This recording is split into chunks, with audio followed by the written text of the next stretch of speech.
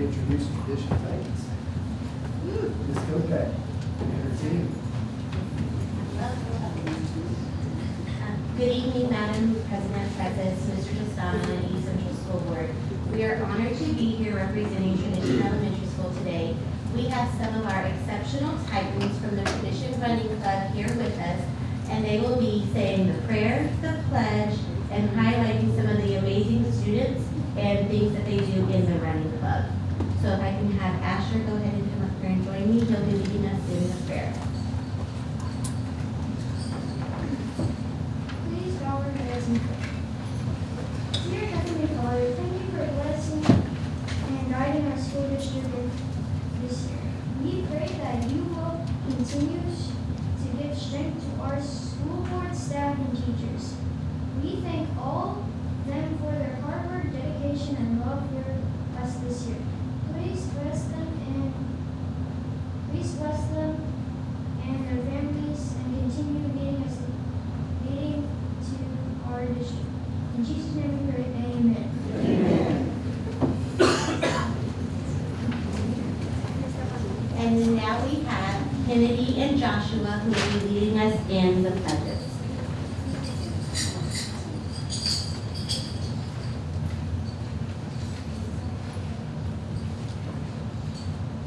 Allegiance to the flag of the United States of America and to the republic for which it stands, one nation, under God, indivisible, with liberty and justice for all. On the Texas flag, I pledge allegiance to thee, Texas, one state, under God, one and indivisible.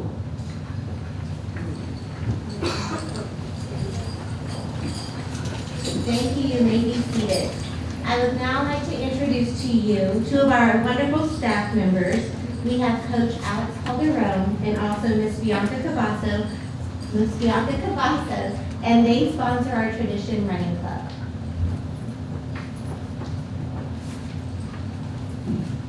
Thank you, Mrs. Kopeck.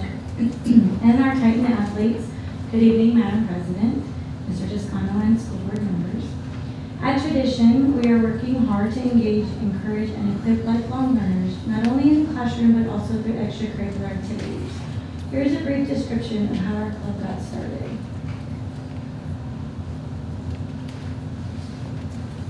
We began after the COVID year, and so as you can see, we all had masks on. It was a very new avenue that we were adapting to this new normal. And the kids were wearing masks, so after coordinating and shadowing Coach Perez from Salado, we started our very own team. We collaborated with Coach Gonzalez at the time from East Central, cross-country coach. And we began having a free event that was able to culminate the year. And that our kids were able to attend. And little did we know that we created an amazing community event that our athletes would look forward to attending each year. We continue to collaborate with all school elementary sponsors and the EC coach this year, the past few years, Coach Garcia. And this year we're celebrating our 5th anniversary of having the fun run. So here's just a few pictures. This is how we started. Here's year 2, and here's some of our students and notes.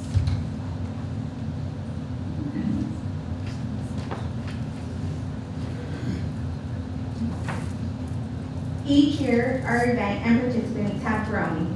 What started out as 2 elementary schools has grown into 5 elementary schools participating.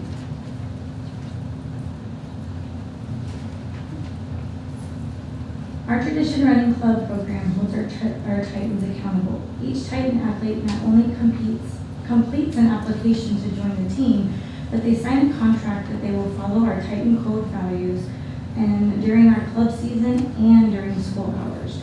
Our runners understand that they can lose club privileges if they break the contract.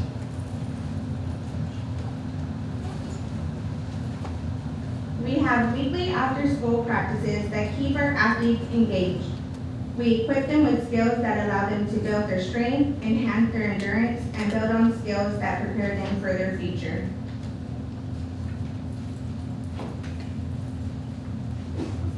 during year 3, we had a little parade, and so it was also kind of a start, and just Titan Running Club is coming up, and let's just celebrate everything all at one time. So they were really excited to have their own poster before we got our new banner. And so our art teacher even got included. She made a poster for us, and it was just like everybody was involved. And then this was the last 2 years ago, just growing and growing. And so each year we have an abundance of applicants, and we have a wait list. Students are always eager to join. And this year we would like to showcase some of the amazing things that our Titans, our athletes that are here this evening. And this evening the following students are participating. We have Noah Cisneros, Patrick Lissy, Tyler Massey, Emma Mangden, Elizabeth Molina, Kennedy Posey, Joshua Stevens, Asher Terrell. We from Heritage Middle School, some of our athletes that graduated from tradition and now they're doing great things in Heritage. We have Christian Rena, Kurt Mahula, Allison Molina, and Avea Cisneros. So a few of them are going to come up here and would like to speak as well.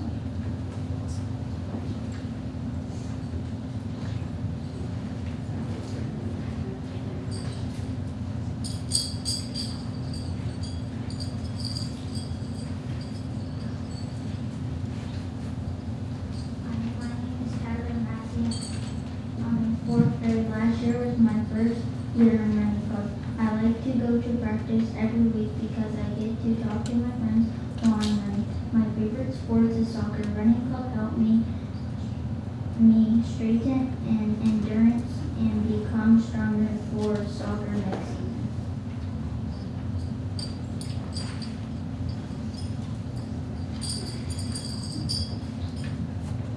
Hi, my name is Noah. This is my 3rd year in running club. My first year I came 11 out of 100 boys. Throughout running club, I learned to breathe techniques to help me keep a steady pace while running. Running club helps me stay active for my football team for 20 minutes.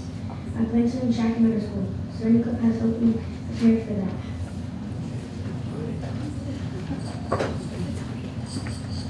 Running club has been awesome for me because it helped me realize that I'm good at running and I really enjoy it. Last year, I even won first place. It makes me want to challenge myself and aim for goals like doing well in future races. I'm really thankful that our school has a running club.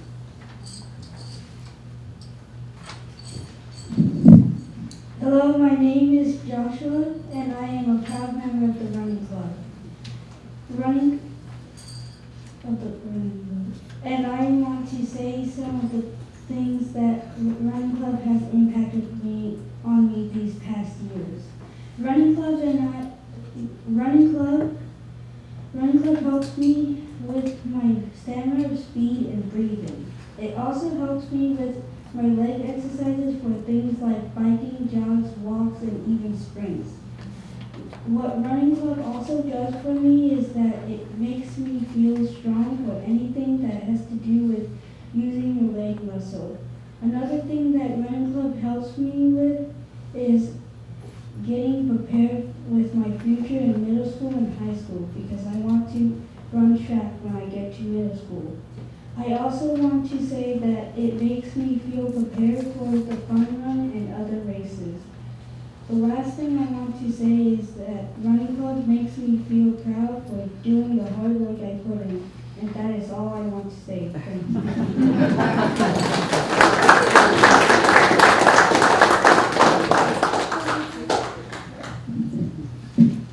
And so now a few of our middle schoolers would like to share how things are going. Hello, my name is Kurt Mahula. I'm in 7th grade at Heritage Middle School. I joined the running club in 5th grade, which was 2 years ago. I had a lot of support that convinced me to stay in running club. I was able to realize the physical and mental benefit of participating in running. I also learned about responsibility and teamwork. This has encouraged me to try out for other sports. If I was able to make a suggestion to any 4th or 5th grader, it would be to join running club because it will change you for the better. Thank you.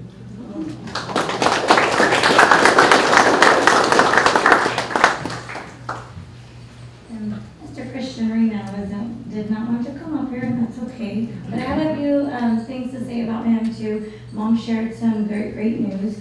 This year he made 7th grade 18 for football. He played on both offense and defense.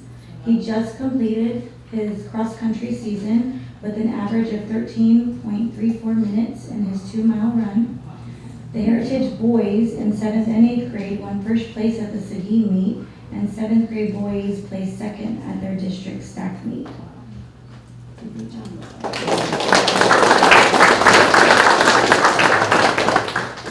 So we didn't provide you any singing this time, because that's normally what we bring, but we did want to provide you with this awesome benefit that we've now started and have been able to continue at tradition. And so I know the district is celebrating 75 years. Well, we're celebrating 5 years of running club, which we're super excited about and can't wait to see how it continues to grow.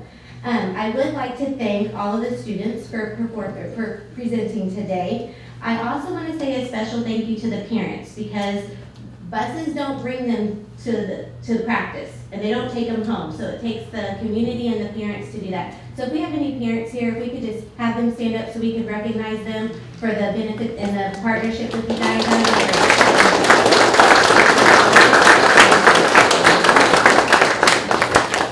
I also want to thank you again for the school board, and we want to say a big thank you to the EC cross country team, because they hosted and they supported our club and fun run each year. It's been neat to see how it's grown over the past 5 years, or 4 years, going into our 5th year. And we also want to say a huge thank you to the school board for just your continued commitment to our district and helping us grow and helping us have things that we need to bring up these successful students, not only academically, but behaviorally, socially, and athletically. So we do have a small token we would like to give you. We've provided you with a little gift with some healthy snacks, because part of the running club is knowing how to eat healthy and drink healthy and all those things. And then you also have included a special badge, and this badge is your ticket to come and join us at Tradition whenever you would like to be a part of our running club. So you got your special badge. Thanks all again.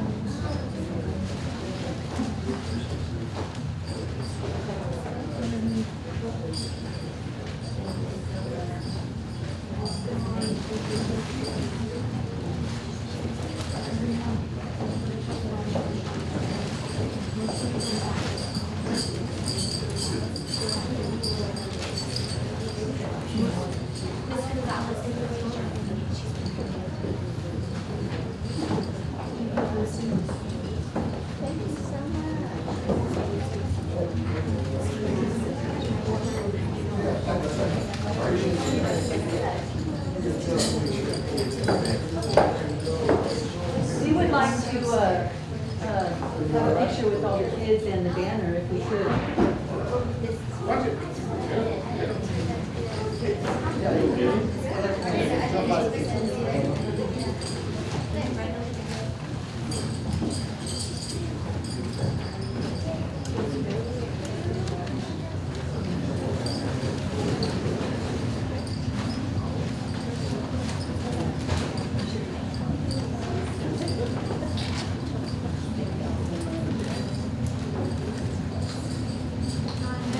Thank you.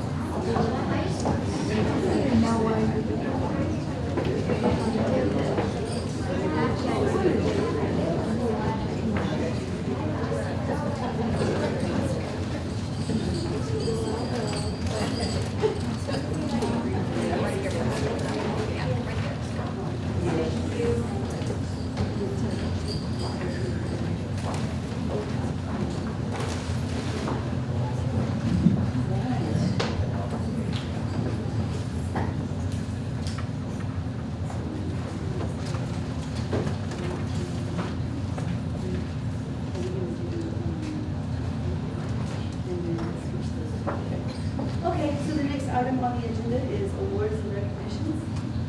All right, so we are here to recognize a staff member that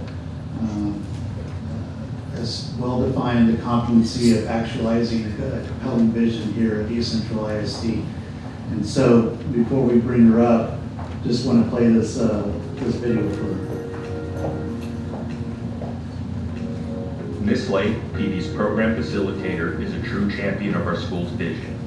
She ensures families receive the support they need from enrollment onward, fostering strong partnerships and a positive environment. In her role, she guarantees that every student gets the academic and emotional support to thrive. She works closely with teachers, guiding data-driven decisions, all while maintaining high expectations.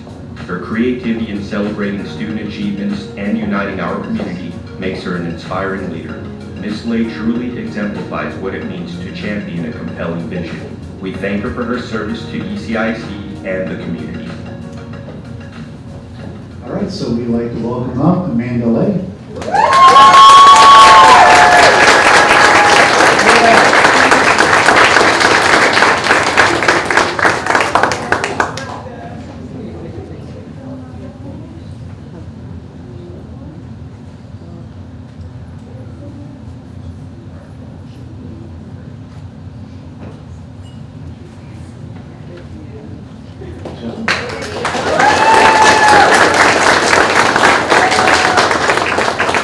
So up next, in order to receive a Purple Star campus designation, campuses must submit an evidence-based application that demonstrates a concentrated effort to create comprehensive systems to support military-connected students and families. This involved designing welcoming kits, transition plans for every military-connected student, establishing a campus-based military liaison, providing comprehensive information for military-connected families and students, conducting on-campus military child and family events, and supplying extensive resources and support for military-connected students. We are happy to announce that due to their exhaustive efforts, we had 3 campuses recognized by the Texas Education Agency as Purple Star campus designation campuses by demonstrating a strong support and commitment to meeting the unique needs of military-connected students and families. This TEA designation is for the next 2 years. According to TEA, it is unprecedented to have 100% of campuses in a district reach designation, since 8 campuses reached this designation last year. At this time, we would like to call each principal up to the front for a picture and to receive a banner that they will have the honor to display in their entry vestibule for all students and families to see. Crystal Halberdier from Tom Valley.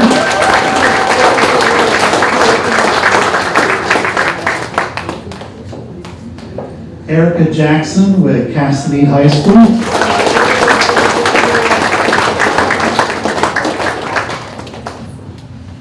And Mary Alice Gomez for East Central High School.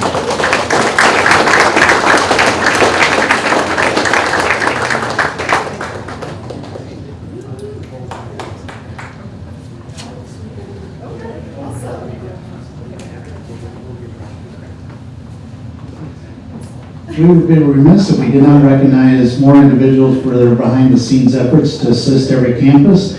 fill these systems of support for military-connected students, including John Hernandez and Sarah Pena. Thank you for your hard work. Congratulations to everyone, and we look forward to supporting our military students and families.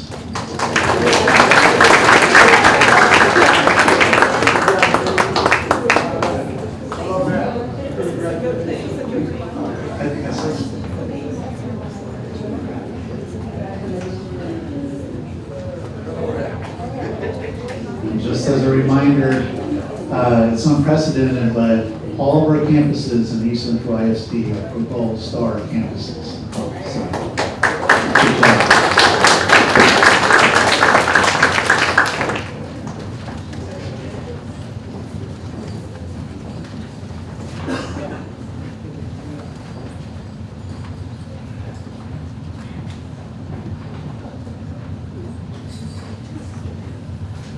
Wow, there's just so much amazing things happening out here at PCISD, and I couldn't be more proud to be a part of this board and a part of this community. The next item on the agenda is item 5, and it's going to be bond construction updates.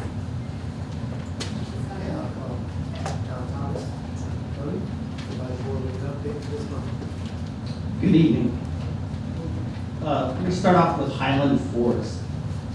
We're really getting toward the tail end of this project, as you can see here. We're working on fire alarm testing, HVAC testing and balancing, and working on the technology piece of that, getting the IDF room all set up, closing up the ceilings up above because we finished all the MEP.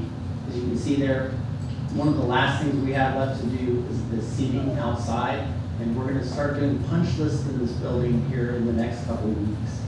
So we'll get this turned over very soon. Oak Crest renovations.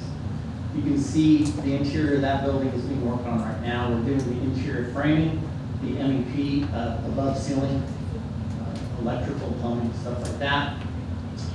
Interior blocking as well in the back of those walls. The exterior, we're working on the waterproofing. The RTU is up there. So we're making good progress on that, and we'll turn that over this summer.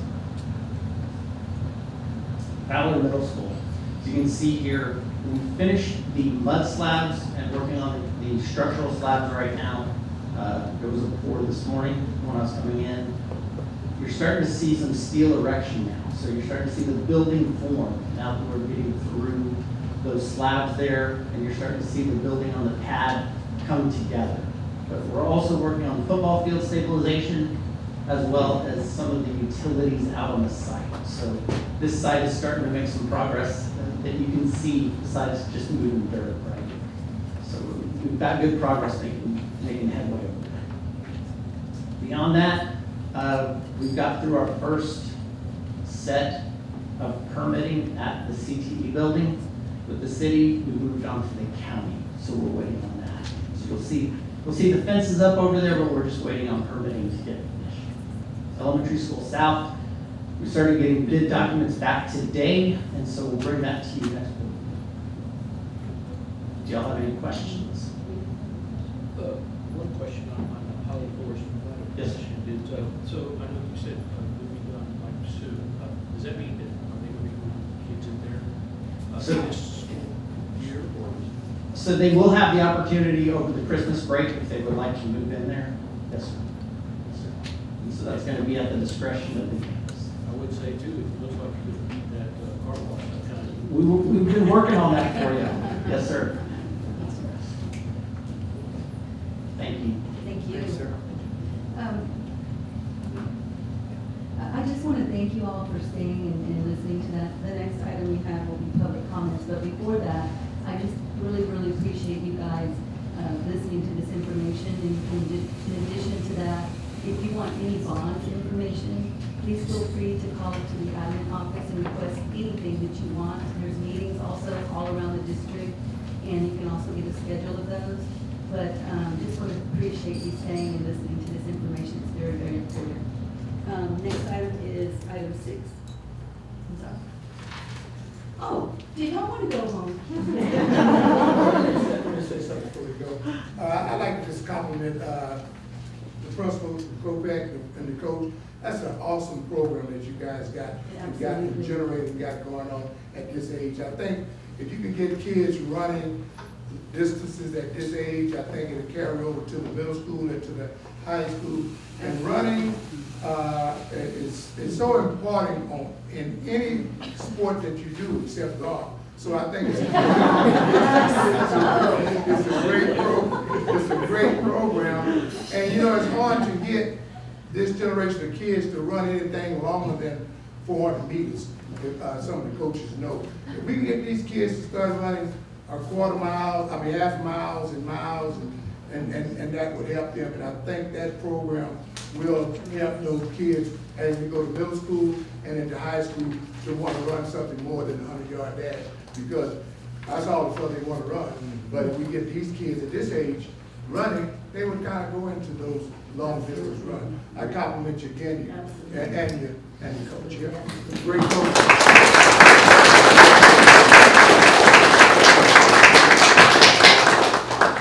So now I'm going to get it together. We're going to take about a 3-minute break, and you guys can go home and do your homework, have dinner, and enjoy the rest of your evening. And thank you so much for being here.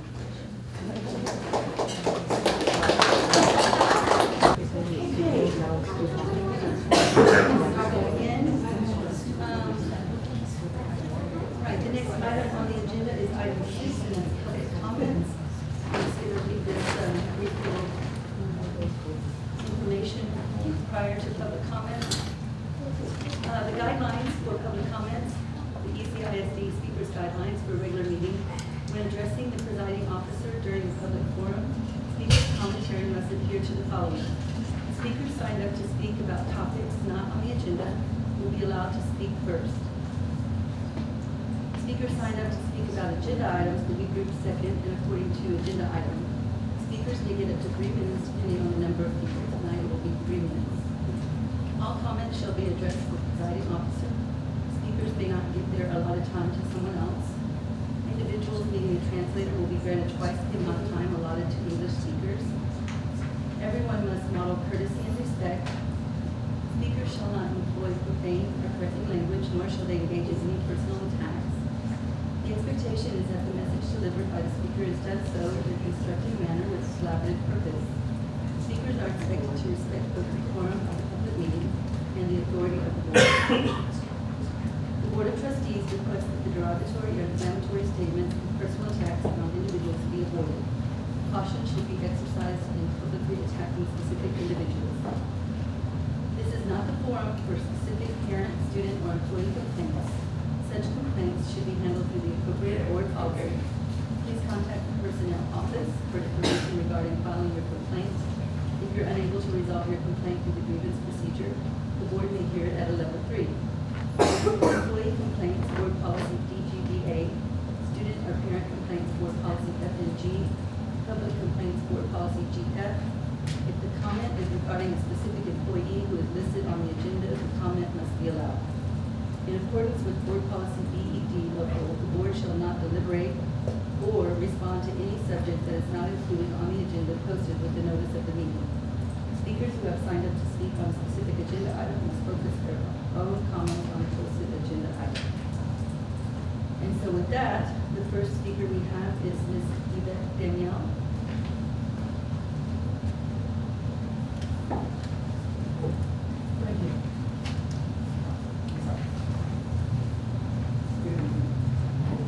Good evening.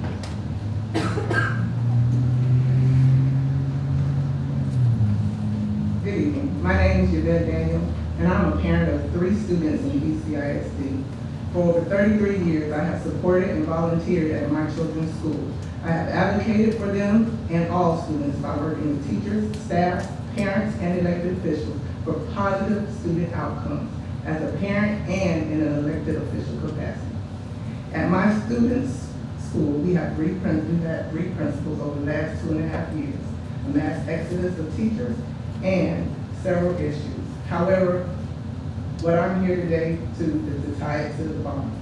I've sat, supported, and even questioned how do I champion back the bond. In my neighborhood, there are several students who do not even attend more than half of the students do not even attend district schools. So I question, how do we change that narrative? How does the bond change and funnel those students into our district? There's also the question that needs to be answered of how and what priority the bond needs to be issued in. Us expanding agricultural and other programs are fine, and tennis courts for extracurricular activities. However, the priority should be, first, focus on basic needs. School safety for our students and staff, not hall monitors. Quality teachers, especially for our special needs students, and accountability. An environment that allows for all teachers to advocate for students without fear of losing their job. And a diversity and inclusion plan that promotes a culture of fairness in this district. And finally, we need transparency and communications with our parents. I cannot see backing a bond in a neighborhood that is $607,000 homes, because those payments look different than the ones proposed if the student and districts aren't benefiting from it. So I ask you all to let's focus on coming together to work on these issues before we back the bond. Thank you.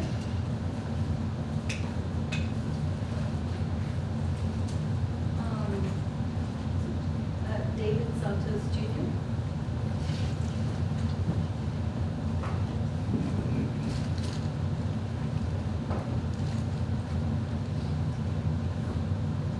Madam President, Mr. Toscano, board members, my name is David Santos Jr. And although I am running for a seat on the board, I'm not here to advocate for that. I wanted to come here as I needed to explain, I felt I needed to explain something I have been grossly misquoted recently on a publication on the issue on my position with the bond. And I'm here to say that I moved in this district at age 5, and I'm here 49 years later. So I've always been here. I've worked for farmers and ranchers just to buy those Jordache jeans way back in the 80s. So I've had my fair share, and I know what hard work is. Married my 10th grade high school sweetheart, who we've been together longer than we've been married. Raised 2 kids in the district, and both of which are college educated. One is a Longhorn, graduated, and pre-med, so I'm very happy to say that, and the other one is in pre-med as well. So I was talking to a neighbor yesterday, in fact, and felt compelled to come up here because he asked me, he said, hey man, I put a sign up in my yard here, and I read something here, and I said, man, you know, that's incorrect. I'm not sure how that came out, but it was misinformation, and I wanted to come here and let you all know, number one, that I am backing the bond. I am bond, and I know many of the issues. I've experienced them myself as a parent and student myself. My parents still live in the district as well. So I just wanted to clarify that and make sure that there was no misinformation about where my position is, where my stance is, and what I stand for. Because I back the bond 100%. I do agree that there are some things that may need to be looked at, but I am an advocate for education. I have gotten many kids into college with athletic scholarships, always with the mindset that education is first. If you don't make the grade in that college classroom, you're out the door. And then what have you got after that? And outside of that, your athletic career will end. It will end, and one injury will end that. What do you have planned behind that? So always with the mindset education first. So I am very, very education based. Went back and got my MBA at age 42. So my daughter and she graduated from East Central, and I graduated with an MBA in 2012. So it's never too late. Although my life took a little bit different course, it always was mindset was education first. So I just wanted to come and clear the air and clear my name on that in case there was any misinformation going around about that. So thank you for your time. Thank you.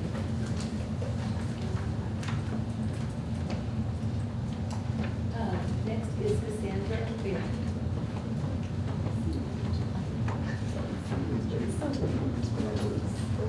Hello, good evening. A lot of y'all in here have been my teachers, my vice principals, principals. I've been with this district since 1999. My parents have been with this district since, oh my goodness, I think my parents graduated in 1973 or 74, they're going to correct me later. My husband and me have been part of this district, and we wanted our kids to be a part of this district because this district is our family.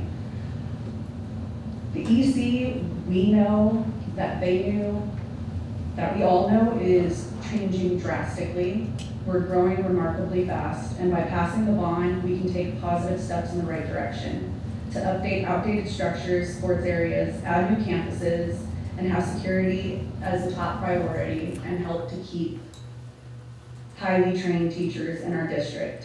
So I want to thank the board, the faculty, and all the parents involved in the committee to help bring this bond forward and do what's right for our children, staff, district, and community. Thank you so much. Thank you.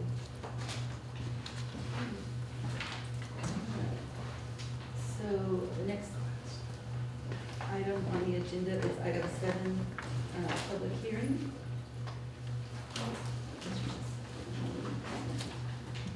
Yeah, trustees, before Madam President opens up that topic to the floor, in your miscellaneous packet, you'll have a handout titled 2023-2024 Accelerated Instruction in the Course Evaluation. This is something that's statutorily required to bring to you each year. And essentially, the students who are still missing one or more in the course exams, we are required by statute to provide accelerated instruction. And so our approach continues to be multi-pronged. We offer support before school, after school, during the school day, scheduled within a child's daily schedule, and sometimes students have a combination of all of those options in their intervention plan. And so we continue to see progress, and students who have had years of a lack of success begin to experience success for the first time, and most importantly, complete the requirements for graduation and get across that graduation finish line. And there are others still who are struggling with a whole lot of basic challenges outside of school that prevent them from coming to school with the frequency that is necessary for them to advance and make the academic progress that they need. So we are continuing to explore possibilities, partnerships, wraparound support options, so that we can make sure that children and families have what they need so that they can be here, and when they're here, they can be their best self. And that's what this is all about. And so we continue to iterate, we continue to monitor the impact, and we continue, again, that cycle of constant evaluation and adjusting in the interest of every individual child, particularly when they're struggling the most like these are. So the report of last year's outcomes is there for your review.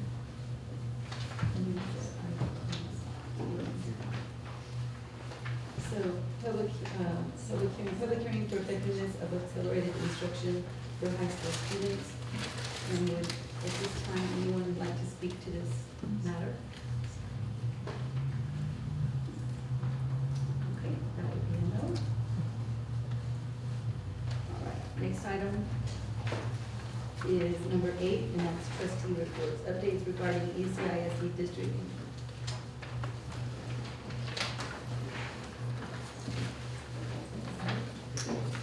Okay, so the item 8, trustee reports, updates regarding ECISD district and community activities. Ms. Guggenheim?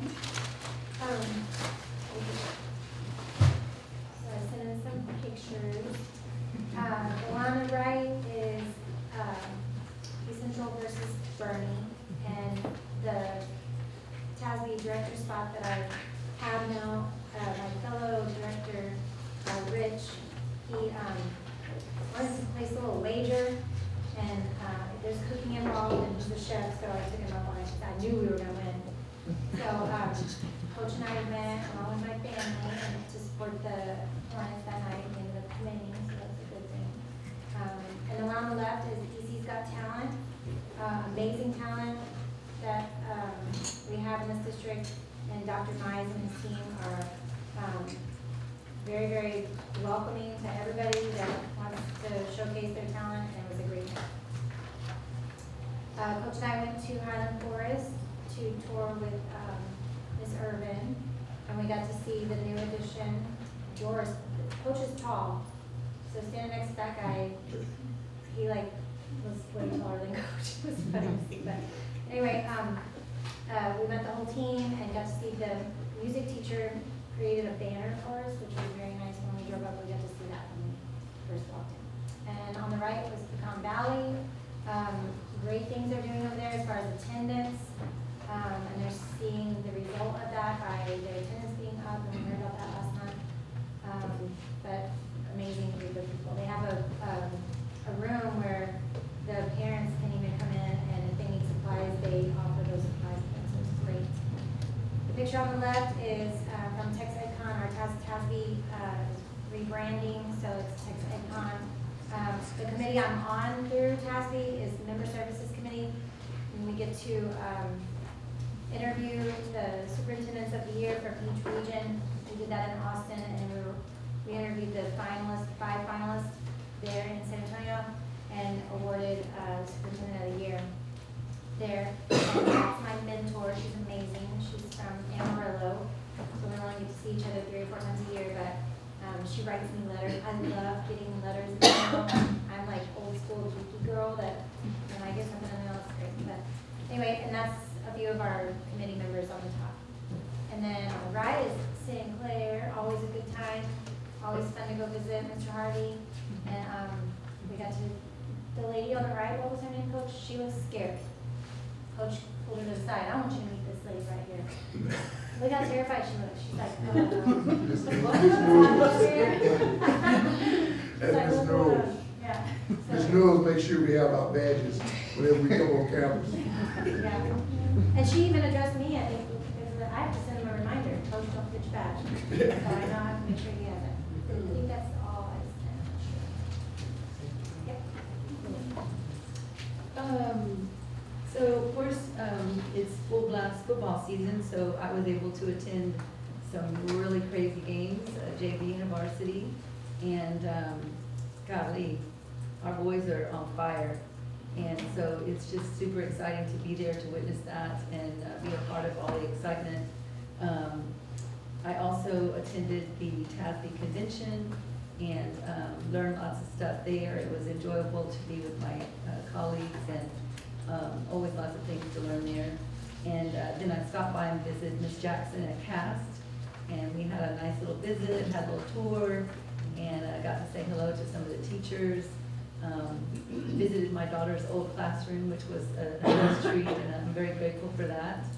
And just walked down memory lane a little bit, and got to meet some of the kids. And I'm going to tell you what, it's just a lot of work going on over there. It's quiet, it's nice, it's beautiful, it's just an environment that's just steaming with learning and people doing their own thing. So I was really impressed, and thank you for letting me be there. And that's it for me. I actually remember them doing this. And I went to Harmony, and they put me to serving food, and I was doing the mashed potatoes. They didn't like what I was doing. They said, "You're putting too many potatoes in there." I said, "Well, you know, the scoop is there. I mean, what am I going to do with it?" So they said, "Well, you're doing a good job, but let's go over there. Let's go to the subject." So I was doing the I had chicken and potatoes, chicken and bread, chicken and potatoes, and the kids were trying this. They looked at me like I was crazy. So I did that for a while, and then I went on to, that was still at Harmony. And then, let's see, I'm still at Harmony there, I think. Yeah, still Harmony. Then I went on to Salado. And is that, no, that's Heritage. In Heritage, they had me pushing the apples, all the fruits. And boy, that was a task. Those kids are taking that fruit, and they just kept taking fruit, and I kept having potatoes and fruit out there. And they had me running. I had fruit coming out my ears. And so I kept pushing the fruit up and down, up and down. So I did Harmony, I did Salado, and I did Heritage in 3 days. And they ran me ragged. And I said, those ladies earn their money, let me tell you. And if I don't do it again in the next 2 years, I will be happy. But no, I really enjoyed it, and I told them, I said, if I get a chance, I'll come back and I'll be in. It was a good time. I really enjoyed it. And I look forward, if you're in here, I'm coming to see you tomorrow. So beware, I'll be there. So, it took me back to my basic training when I did KP. I did a couple of days of that. And so it was a lot of fun. I enjoyed it. Kids looked at me like I was crazy. And the hair just said, I never had a guy give me food. I said, that's all right. They couldn't fire me anyway, so don't worry about it. But I enjoyed it. It was a good time. Really enjoyed it. So, finally got to do so. Enjoyed it. Okay, I had a pretty busy month. I stopped over at a legacy as a principal, Ms. Barbara. We recognized our custodians that day, whatever day it was. And then I think that's what in the middle, that's one of my ex-students from Sam Houston. I can't call her name. Then I went over to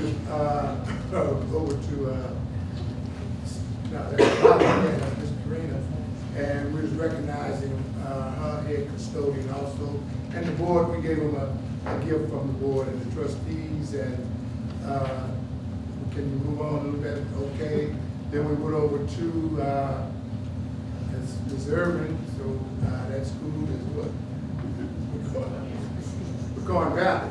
Right. We went over to Pecan Valley and recognized her head custodian, and we gave him also a gift. Another one is, I think, still over there, and we recognized them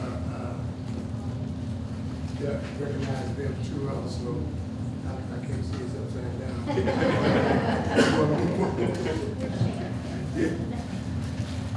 Okay. This is up in Bernie. I went up to Bernie to see East Central play. I think that's the superintendent right there in the top corner there. Bob, one of our East Central coaches, and I didn't realize he was on staff till someone texted me, actually, we have a new coach, and I said, I haven't met him, so Coach Cariola introduced me to him at the game, and I had to recognize him, and that's one of my college, he was former superintendent at ISD, and he has a grandson that plays on that team also, and that's his wife at the bottom and at the top. That's myself, Cariola, and the trustee, Ginger here. Okay, and I thought it was very nice over that we went over to Pecan Valley when Highland Forest with the music teacher. She knew we was coming and she made that sign. I think it was very nice of her to do that. And we had a great visit with her. That's her in the corner up there at the top. She's a music teacher. I had to go and thank her. Also, the principal took us over to the new wing. We had to put a hard hat on and stuff. It was a long walk, but she looked out for me. And she come back through a short way. I had a good visit over there, and the new wing that they're putting over there at that school, very nice, you know. Okay, that's when I went over to Sinclair this morning, and they had me serving one of the cafeteria workers, and as my Miss Newells, and she made sure I had my badge again before I served those meals, and at the top there, we recognized the custodians also at St. Clair. Okay, thanks a lot, appreciate it.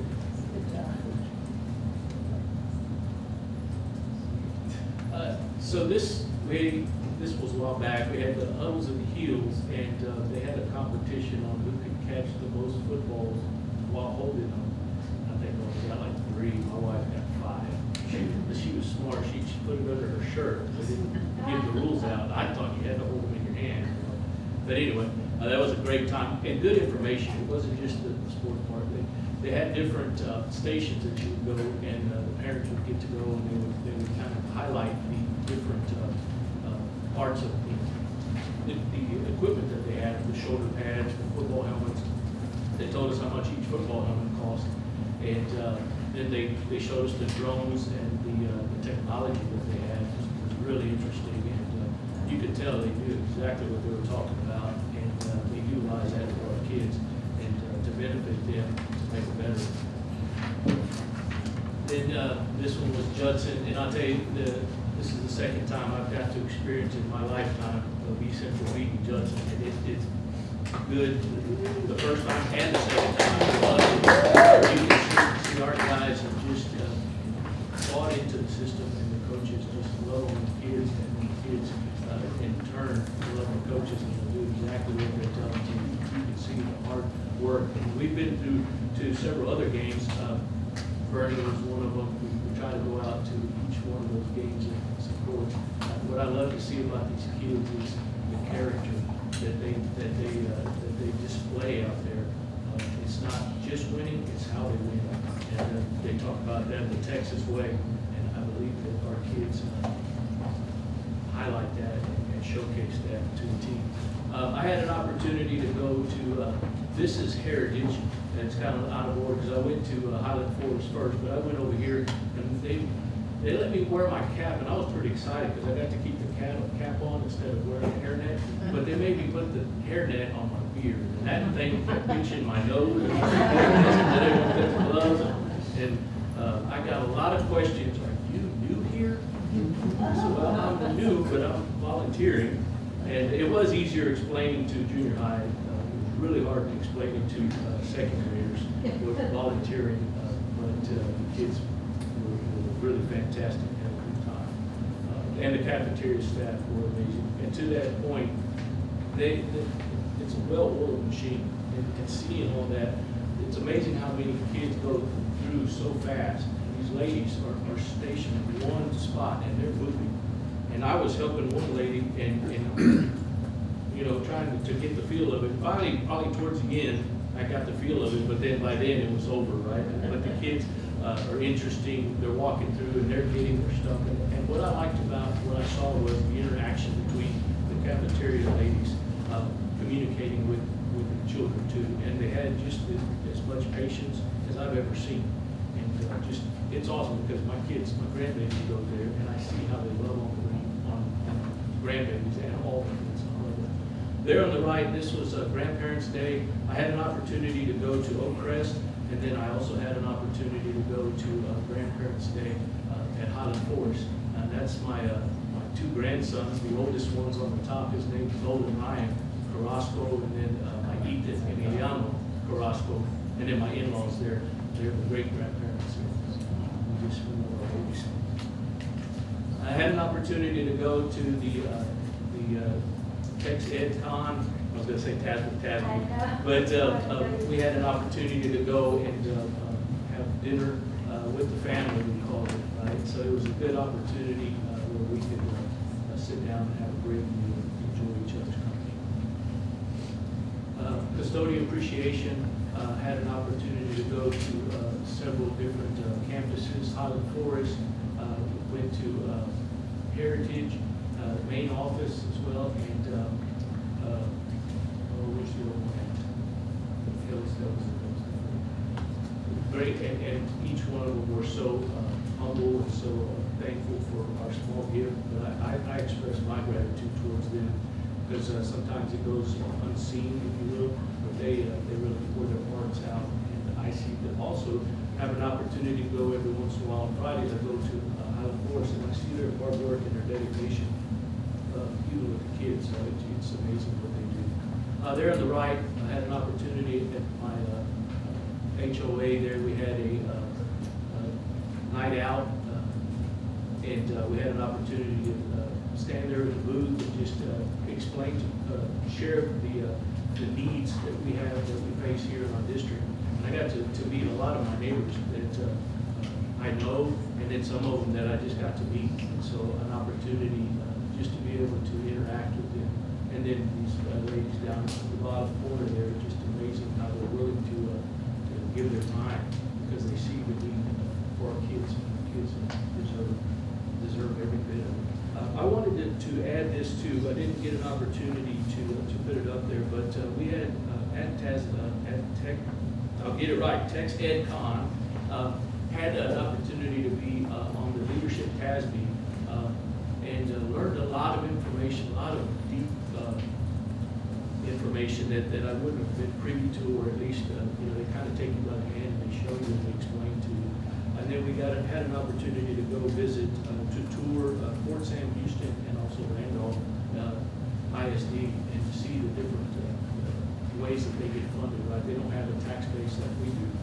They get funded by the federal government. And just to see that. Then one thing that jumped out at me is the organization, the order that they have. Of course, it's military, and most of these kids are military children, but just highly respectful, and everything was just in order. Really neat to see. And what was awesome is that I see the same thing in our district too, and I always look for positive.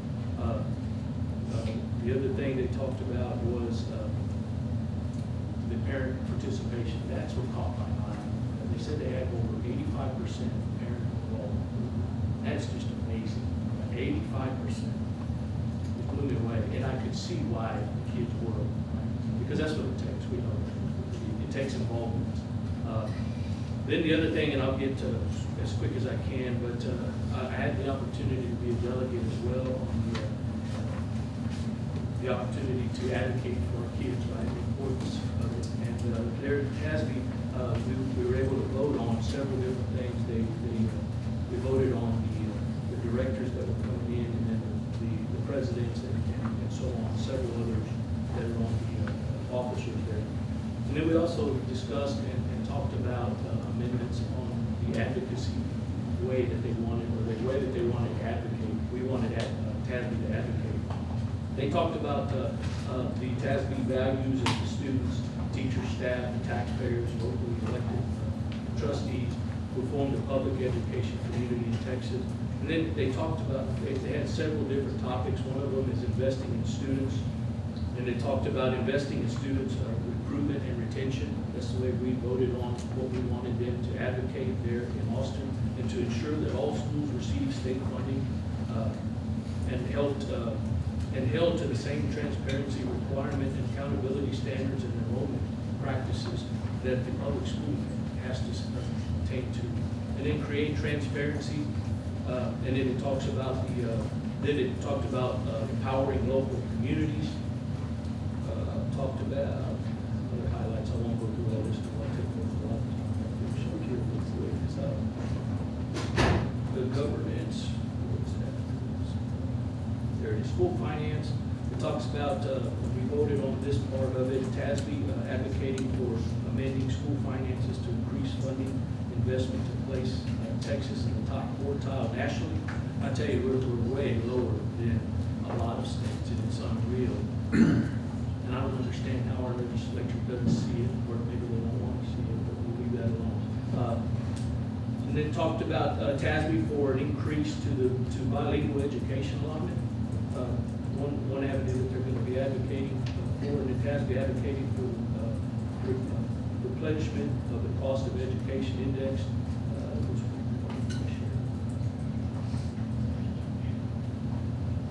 This one here, it says that advocate for the study of the recapture system to examine whether the current operation of the system aligned with the original goals when they were created in 1993.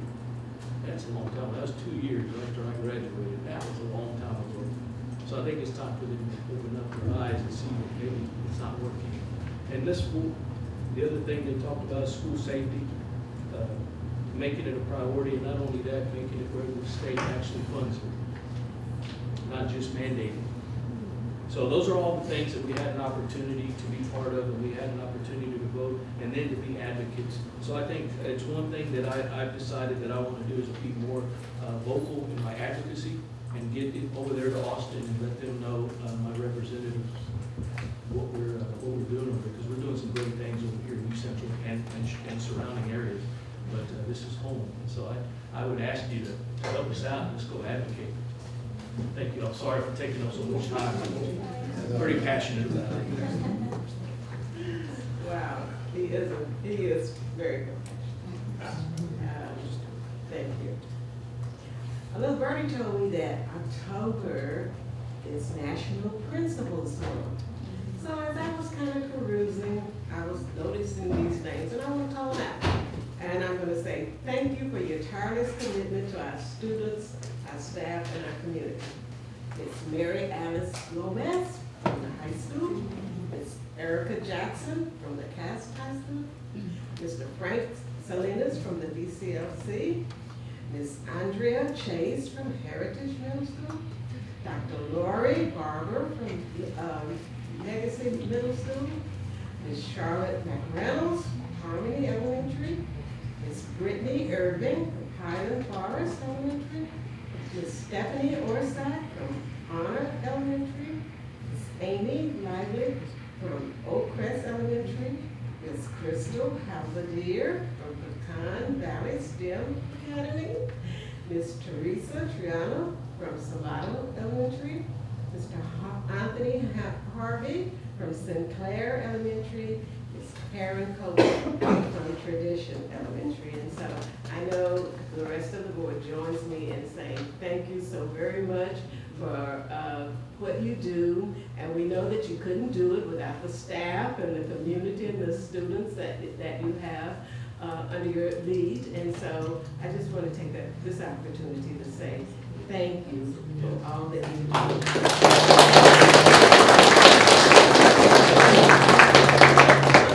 That I'm going to leave with you is I had an opportunity to go to Tennessee, to Memphis, Tennessee, that's where I'm from, to visit really with my sister. But while I was there, I had a chance to serve on a volunteer organization board, and I've done this before here in Texas because of the hurricanes. And I don't know how much you know about FEMA and all of that, but it is a well-oiled machine with a lot of visitors. There's certainly lots of monies and federal aspects of this as well. But I don't know, unless you've ever been in a disaster, and I can't say that I personally have been in that, but you cannot imagine all of the things that go on to try to get people to some sense of normalcy. And I'm sharing this because the thing that I thought about was the schools. And I had a chance to read up some articles about that. I mean, you know, you have no home, you have no place, you have no, I don't think that probably is the first thing that most people may think that don't have kids. But I read an account of a single mother that had told her second grader, right before they mandated the evacuation, she told her, take it in as much as you can the next 2 days before we go. Grasp everything. Look at all your teachers. Look at all your, take everything in so you'll have that with you when we have to leave. And that just tore at my heart. And so when the little girl was interviewed, they asked her some of the things that she would miss. And she mentioned things like that she had been writing, this is second grader, writing a story with one of her friends. She was gonna miss that. They were working on that together. She was gonna miss the entire library that was gone from their school. So many different things, and my perspective, especially as a person in healthcare, was looking at the anguish and the mental instability of their worlds being turned upside down, where they look at school, take advantage of school, having that formal, having the boundaries, the safety, and generally speaking, in a school. They're missing out on all of that. And so as I was looking at this, October is Principals Month, I don't want us to take for granted each day that we have to make a difference in some child's life, because the world can be turned upside down, and education is so much a part of that, no matter what level they are in school. So thank you for indulging me. One more comment. Ms. Barbara, I will be over tomorrow to help out doing lunch duty, and I want to thank Ms. Ariola and her athletic staff. Whenever I go to the game, Mrs. Jackson, she's here. They make sure that I have a seat. The parking lot attendants are expecting me, so I really appreciate that type of treatment, VIP treatment, and I wanted to recognize you. Spoiled rotten And if any of y'all want to make a share, all you have to do is call like he does. We know Elaine had her baby on his birthday, so he has a grandbaby on his birthday. How about that, how about that? Okay, well, so, in terms of time, I'm gonna take the liberty, because, sweet little precious, Hannah and, Miss Darlene Hicks have been waiting so quietly and patiently to come and talk with us and discuss with us the naming of the new elementary school. So if you guys would like to come up, Ms. Darlene Hicks is a longtime member of Elmendorf and a huge supporter of East Central ISD. And then the other night, Victor and I had the opportunity to go to Harmony, and it was a full house, and lots of students were there along with parents and community members. And we did an exercise around the room, which had several tables of individuals, and it consisted of students and parents and teachers and admin, and everybody got to talk about their thoughts about what the name would be for the new school. They did an exercise where the kids wrote down their ideas all alone by themselves, which was incredible. Actually kind of blew some of the adults' ideas out of the water, but then the adults joined in as well, and at the end, we came up with a top three. So tonight here, Darlene and Miss Hannah are here to share that with us. Good evening, Mr. Toscanos, President Peza, and trustees. My name is Hannah Patty. I am a student at Harvey Elementary School. Hello, my name is Darlene Hicks, and we were both honored to be part of the naming committee. The naming committee met on Monday, September 23rd at 5:30 p.m. at Harmony Elementary School. There were several committee members, parents, students, and staff who participated in this process. The naming committee worked hard and worked through the process for our final recommendations seriously. We began first by brainstorming with many names, possibilities for the schools. We went on and we went through 3 different phases to narrow down the names of the 3 schools that we are now presenting to you this evening. At this time, I would like to bring forward to your consideration the 3 school names we recommended for the new elementary school: South in Elmendorf, Texas, Victory Elementary School, Prairie Elementary School, and Champion Elementary School. Thank you for allowing us to participate in this process, and we'd be happy to answer any questions that you have.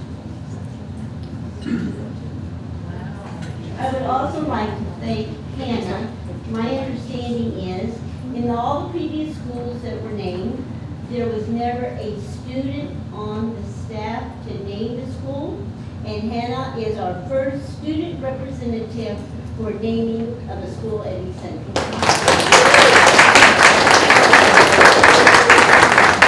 Does anyone have any questions for either Hannah or I? Okay, we thank you for this, and we look forward to finding out what the name of the school is this evening. All right, and with Darlene, of course, I don't see your wonderful husband here, but I tell him hello. And Hannah, if your family is here, would they please stand up and be recognized? We thank you so much.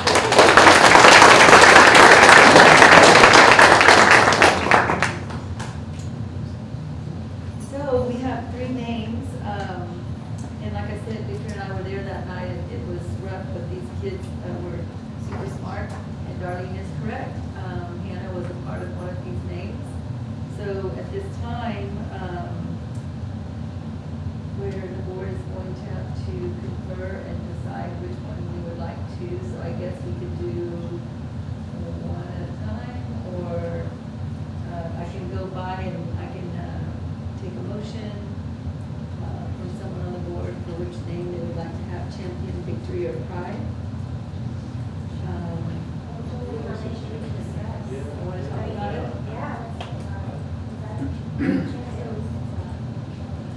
Where any champion sticks out? Does Brazil, do you have anything else to say? I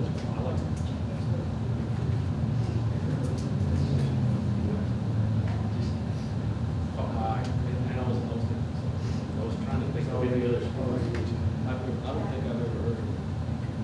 I like victory because it goes with it. Well,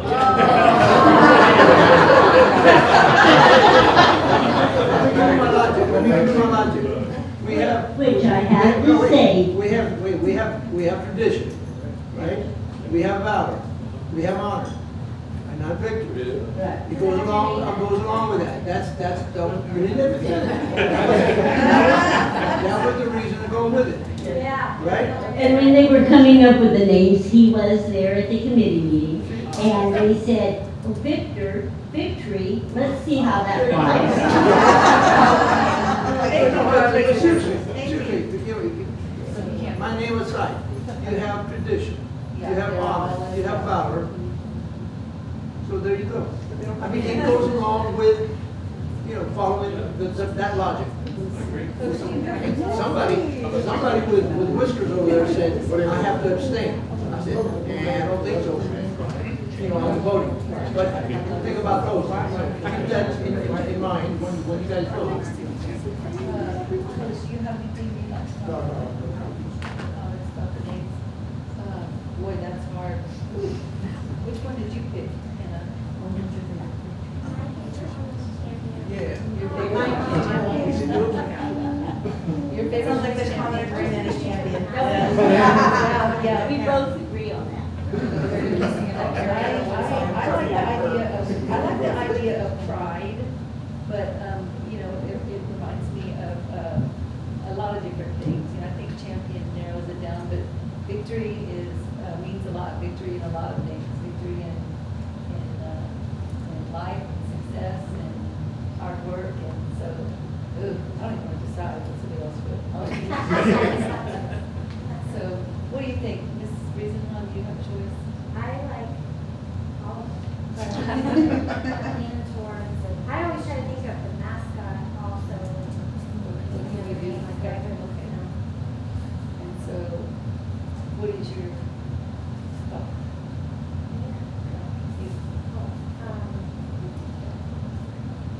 We all need to say. I'll wait for the motion. Okay.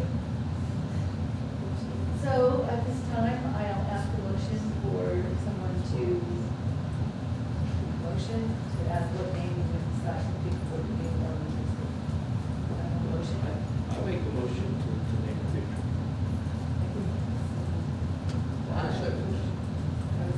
So I have a motion from Mr. Carrasco for victory, and I have a second from Victor. All those in favor? Aye. All those opposed? No.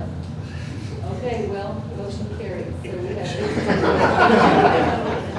That's because he's sitting over there, that's why. So, motion carries. The new elementary school will be Victory Elementary.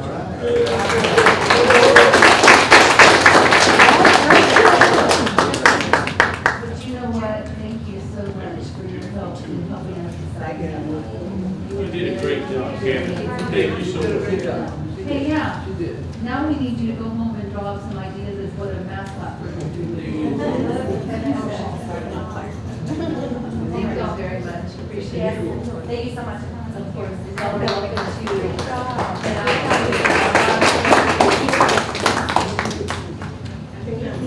Have a good night, guys. Y'all too. Thank you all so much for being here. Thank you. Okay, so the next item on the agenda, we're going to jump back to 8.2, which is annual announcement of continuing education of board members. Mr. Chisano has set me straight all night long on this big board. There's a lot here, so I'm going to use that as my excuse. So, under the State Board of Education rule, completing required continuing education each year of service is a basic obligation and expectation of any city board member. As board president, I'm required to announce the name of each member who has completed the required continuing education, has exceeded the required continuing education, and is deficient in meeting the required continuing education. The requirements for training are measured as of the first anniversary of the date of the trustee's election or appointment of 2-year anniversary of his or her previous training as applicable. There are 8 training areas for board member continuing education. Number 1 is local district orientation. Number 2 is orientation to the Texas Education Code. Number 3 is post-legislative update of Texas Education Code. Number 4 is team building. Number 5 is additional continuing education. Number 6 is evaluating student academic performance and setting goals. Number 7 is identifying and reporting abuse, trafficking, and other maltreatment of children. And number 8 is school safety. To the extent applicable to each board member, I will announce the completion or deficiency as required training. For members who still have time remaining to complete required training, I will announce those board members who have scheduled timely training and those who have not yet scheduled the training. At the conclusion of this announcement, I will announce any board members' training in excess of the continuing education requirements. All 8 training areas mentioned before have been completed, if applicable, by Ginger Friesenhahn, Monique Presses, Victor Garza, James Mulkey, Emilio Carrasco, and Dale Brazil. The following board members are deficient in meeting the required training: John Massengill, in team building and continuing education. The following board members have exceeded the required amount of continuing education training: Ginger Friesenhahn, Monique Presses, Victor Garza, James Mulkey, Emilio Carrasco, and Dale Brazil. Thank you. And thank y'all. Thank you. Your continuing education. Okay, so the next item we're going to move on to is superintendent reports. 9.1 board goals update. Mr. Casano?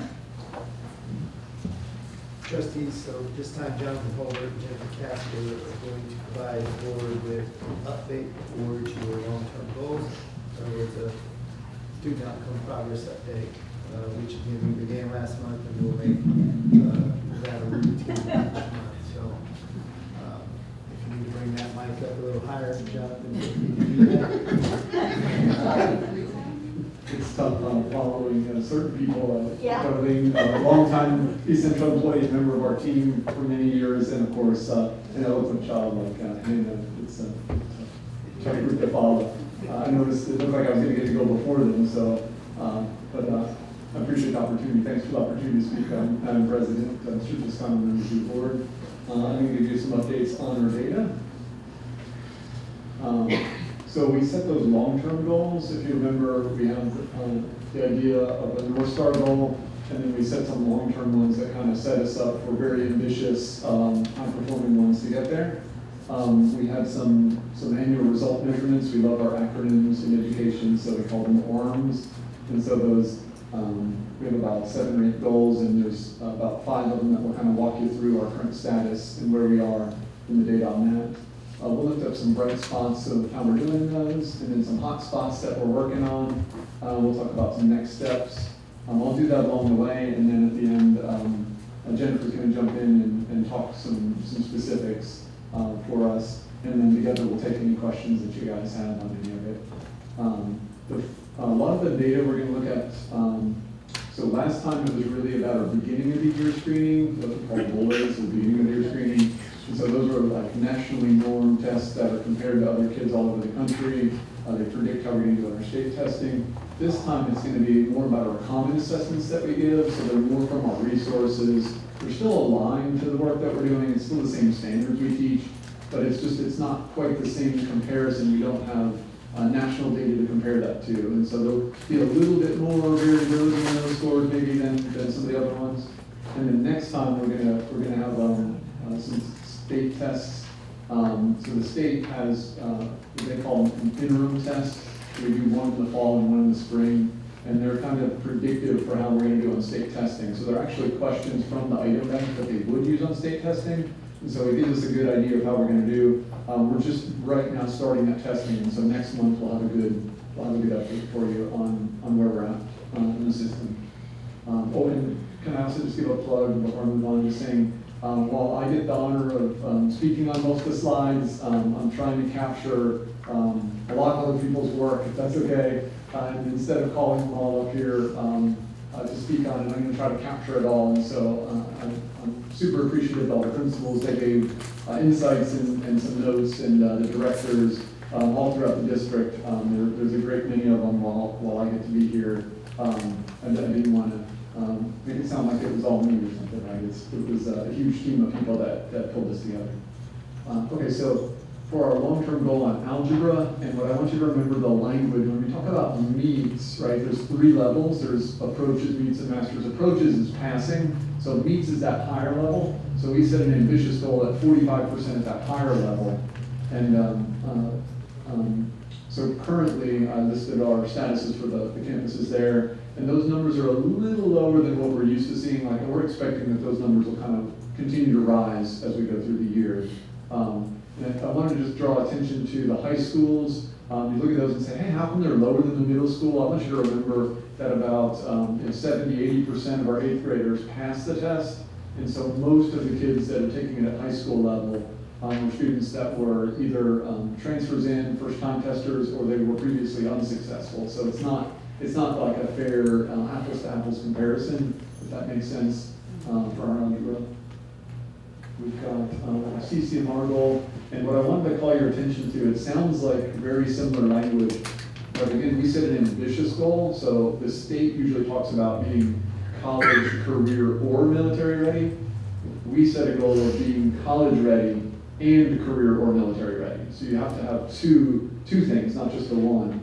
And so while 81% of our kids last year were college, career, or military ready, we set an ambitious goal of getting to 33% being college ready and career or military ready. And so far we're on track. We have 6% of the kids that have already demonstrated that.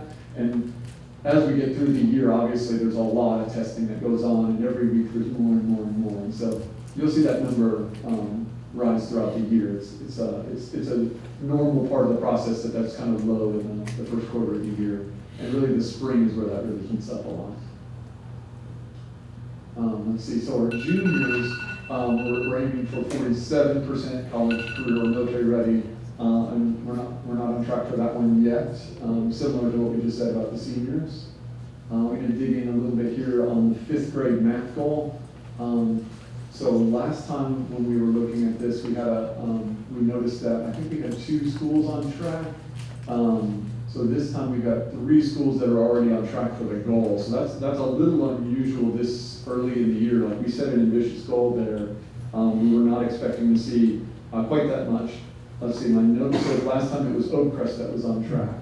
And so Oakcrest has historically really excelled at 5th grade math. And they're still staying above that 43% mark, but Highland Forest joined them there at 44, and Salado jumped all the way up there to 51. And so that's great news. And then you can kind of see where all of our campuses are with our latest data on that. We have a goal with 3rd grade literacy, again, it's at that higher meets mark. And this was one that I believe we talked a little bit more in depth about that 3rd grade goal last time and how we were tracking that. The really great celebration in that news there is Highland Forest. I bolded that one for you. At 51%, we've not seen 3rd grade numbers that high. That's a new positive development for us. That's something remarkable to kind of point out, and you can kind of see where our other schools are in relation to that goal. Let me keep us moving along as we transition to 3 big arms that we're going to talk through. We have the goal for attendance. We want to get to 94% attendance this school year. We talked about reducing our discipline incidents by 30%. And we have an achievement goal for this school year that we set, where it's 70% approaches, 35% meets, 20% masters, and we want to get to 88% college, career, or military ready. And so we're going to give you some updates on these. So looking at our attendance, today, or at the end of the first quarter, I should say, at the end of the first quarter, we were at 93.7%. Now, to me, it's all about context. So it's like, hey, can I give you some context? The first thing I want to say is that last year at the same point in time, at the end of the first quarter, we were at 92.9%. So attendance is a funny thing. It's difficult to kind of compare. So but looking at the same time, you can see we're up almost a full percent. We're up about 0.8% on our attendance over the same time period. one thing that's unusual about attendance, so like we're used to the data going up, like we're looking at the algebra scores and I'm saying, hey, we expect that those numbers are going to get higher as the year goes on.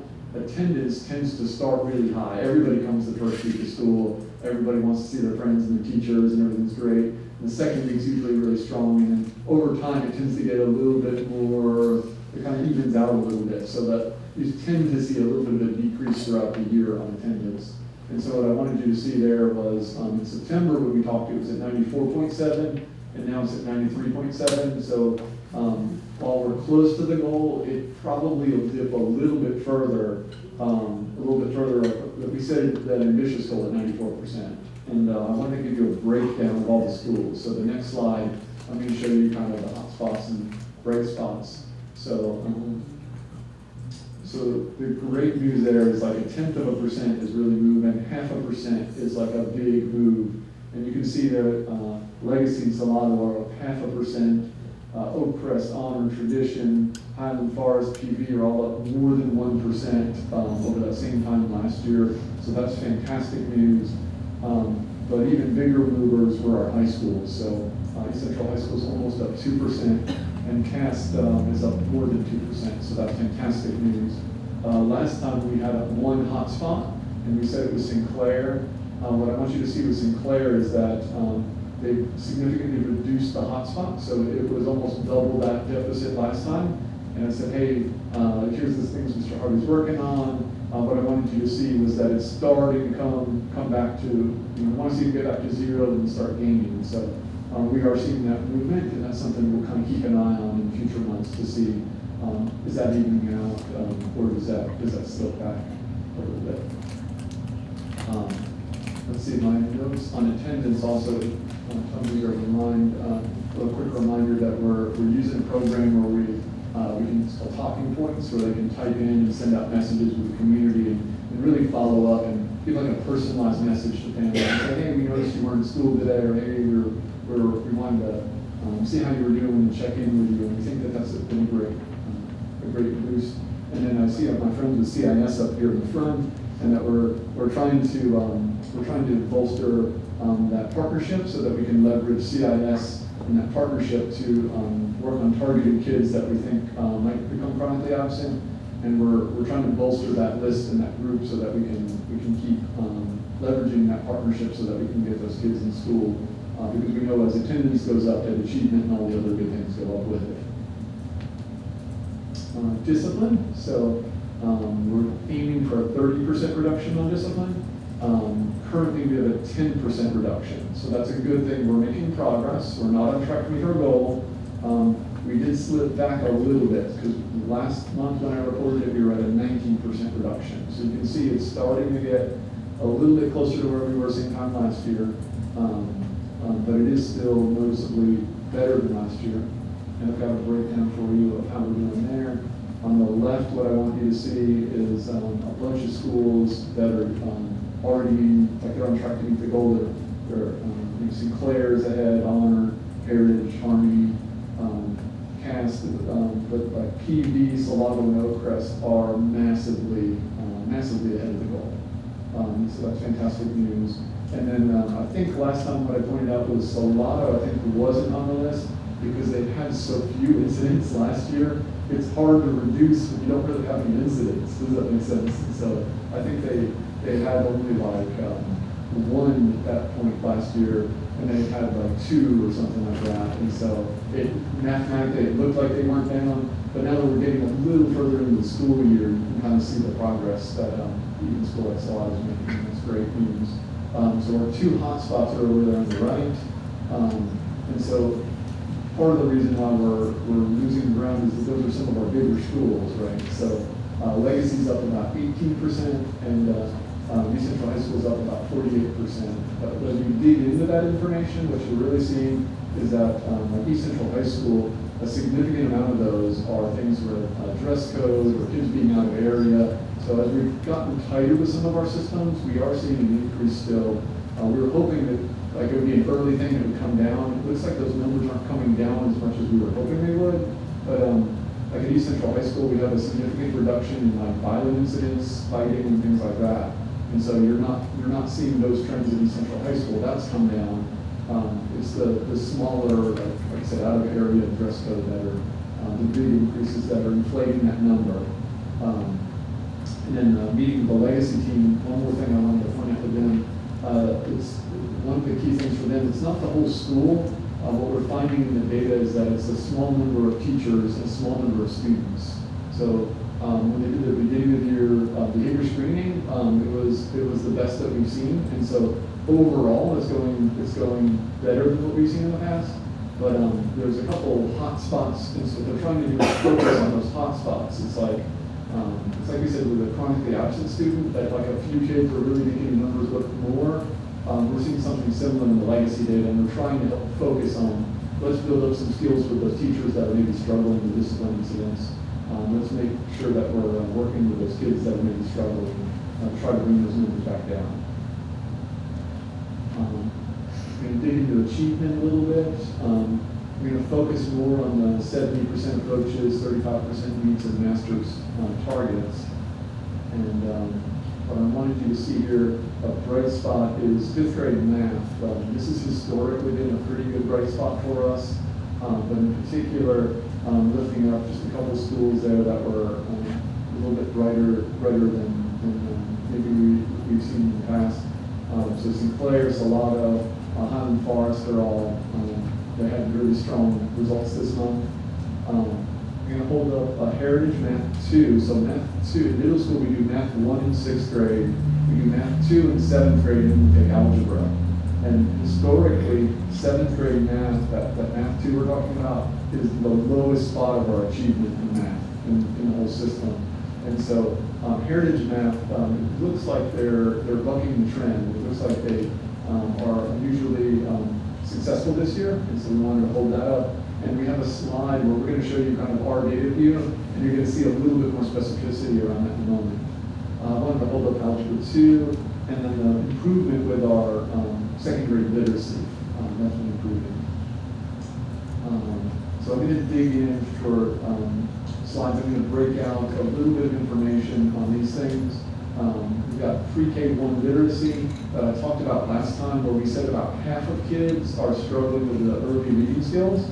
And so I'm not going to do that data again, but that's part of the challenge we're seeing with 3rd grade, if that makes sense. Like those early reading skills, as we struggle there, those kids are not set up to be successful early on in 3rd grade. And so we're going to look a little bit at that 3rd grade data, and then I'm going to show you the 6th and 7th grade data, and then Jed's going to talk, and then we'll take some questions.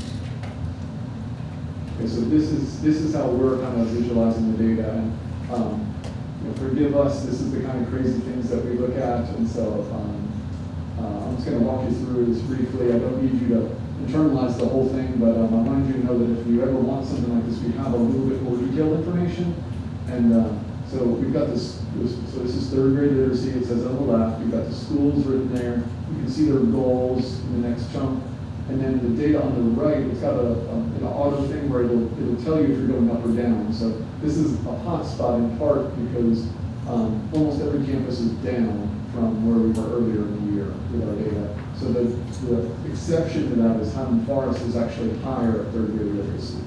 And so if I look at the row that says Highland Forest there, the approaches to masters is similar.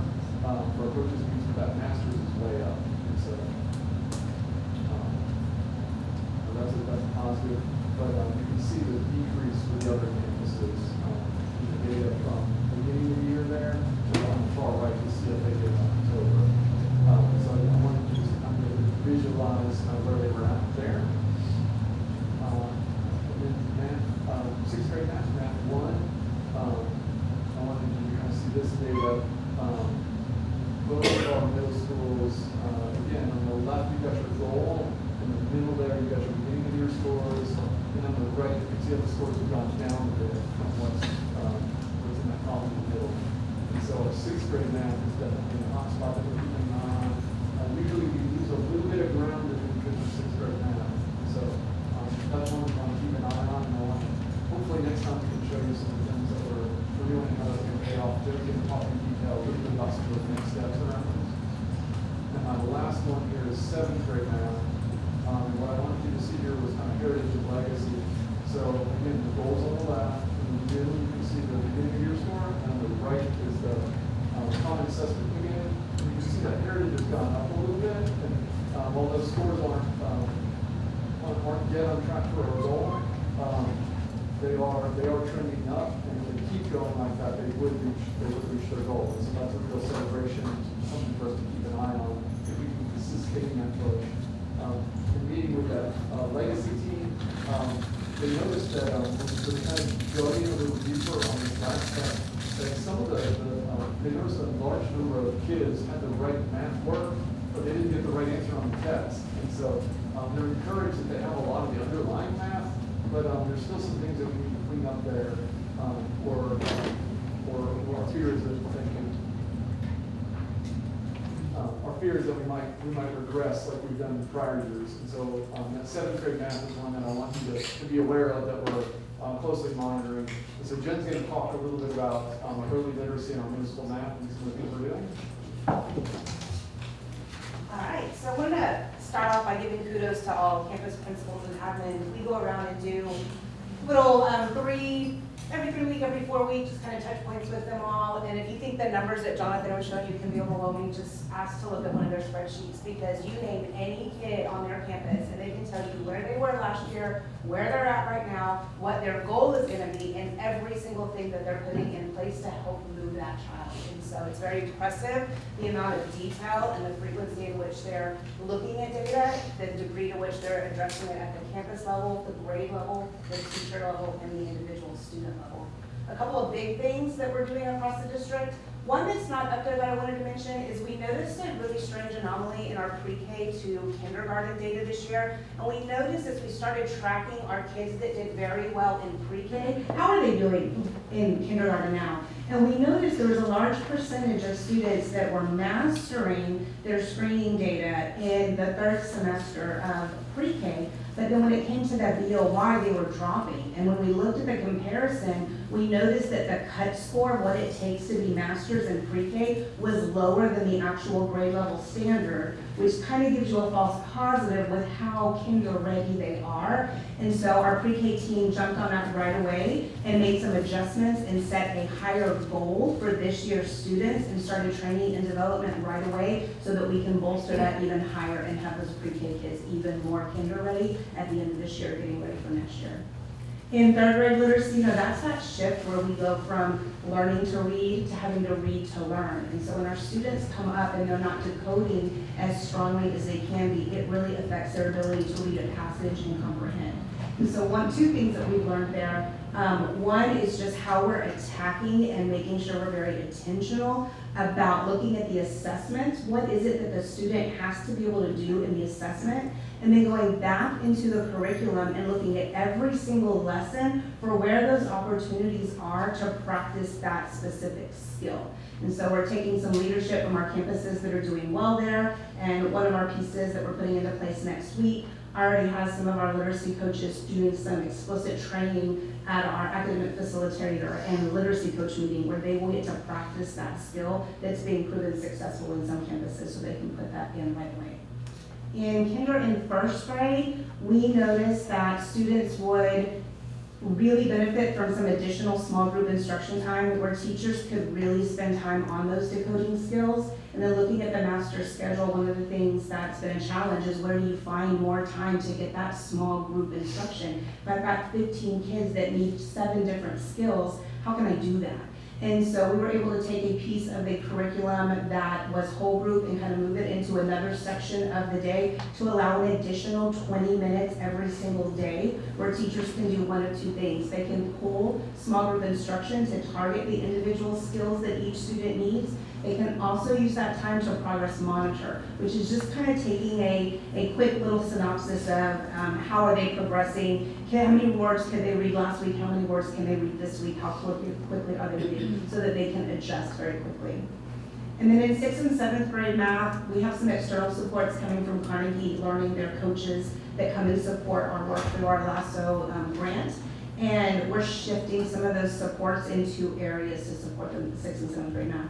One area that we're shifting is just changing some of the training pieces and gonna get a little bit deeper on the content in those, for those math teachers. Not only are we expecting them to be strong in the grade level that they're teaching, but one grade level below and one grade level up. So when those students come in and they're not able to do some of the math skills, they know how to help bring them up quickly. So that's one shift that's taking place. The other shift that's taking place is we're doing some leadership training with our academic deans on how to prepare them as leaders to coach and prepare the teachers to make sure they're planning appropriately. So all of these things are either already in place, taking place, or about to take place in the next week or so. And then, like Jonathan said, we continue to look at the data, and then whatever trends we see, we poll everyone, see what's going on, what's working, what's not working, what adjustments can we make, and then we act on it.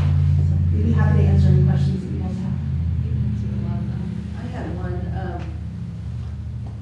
it'd probably be a few slides back, but when you were talking about the discipline in the high school being the hot spot, and you said that that includes dress code and out of area, would we be able to remove the dress code and remove the out of area so we really know what is behavioral or serious?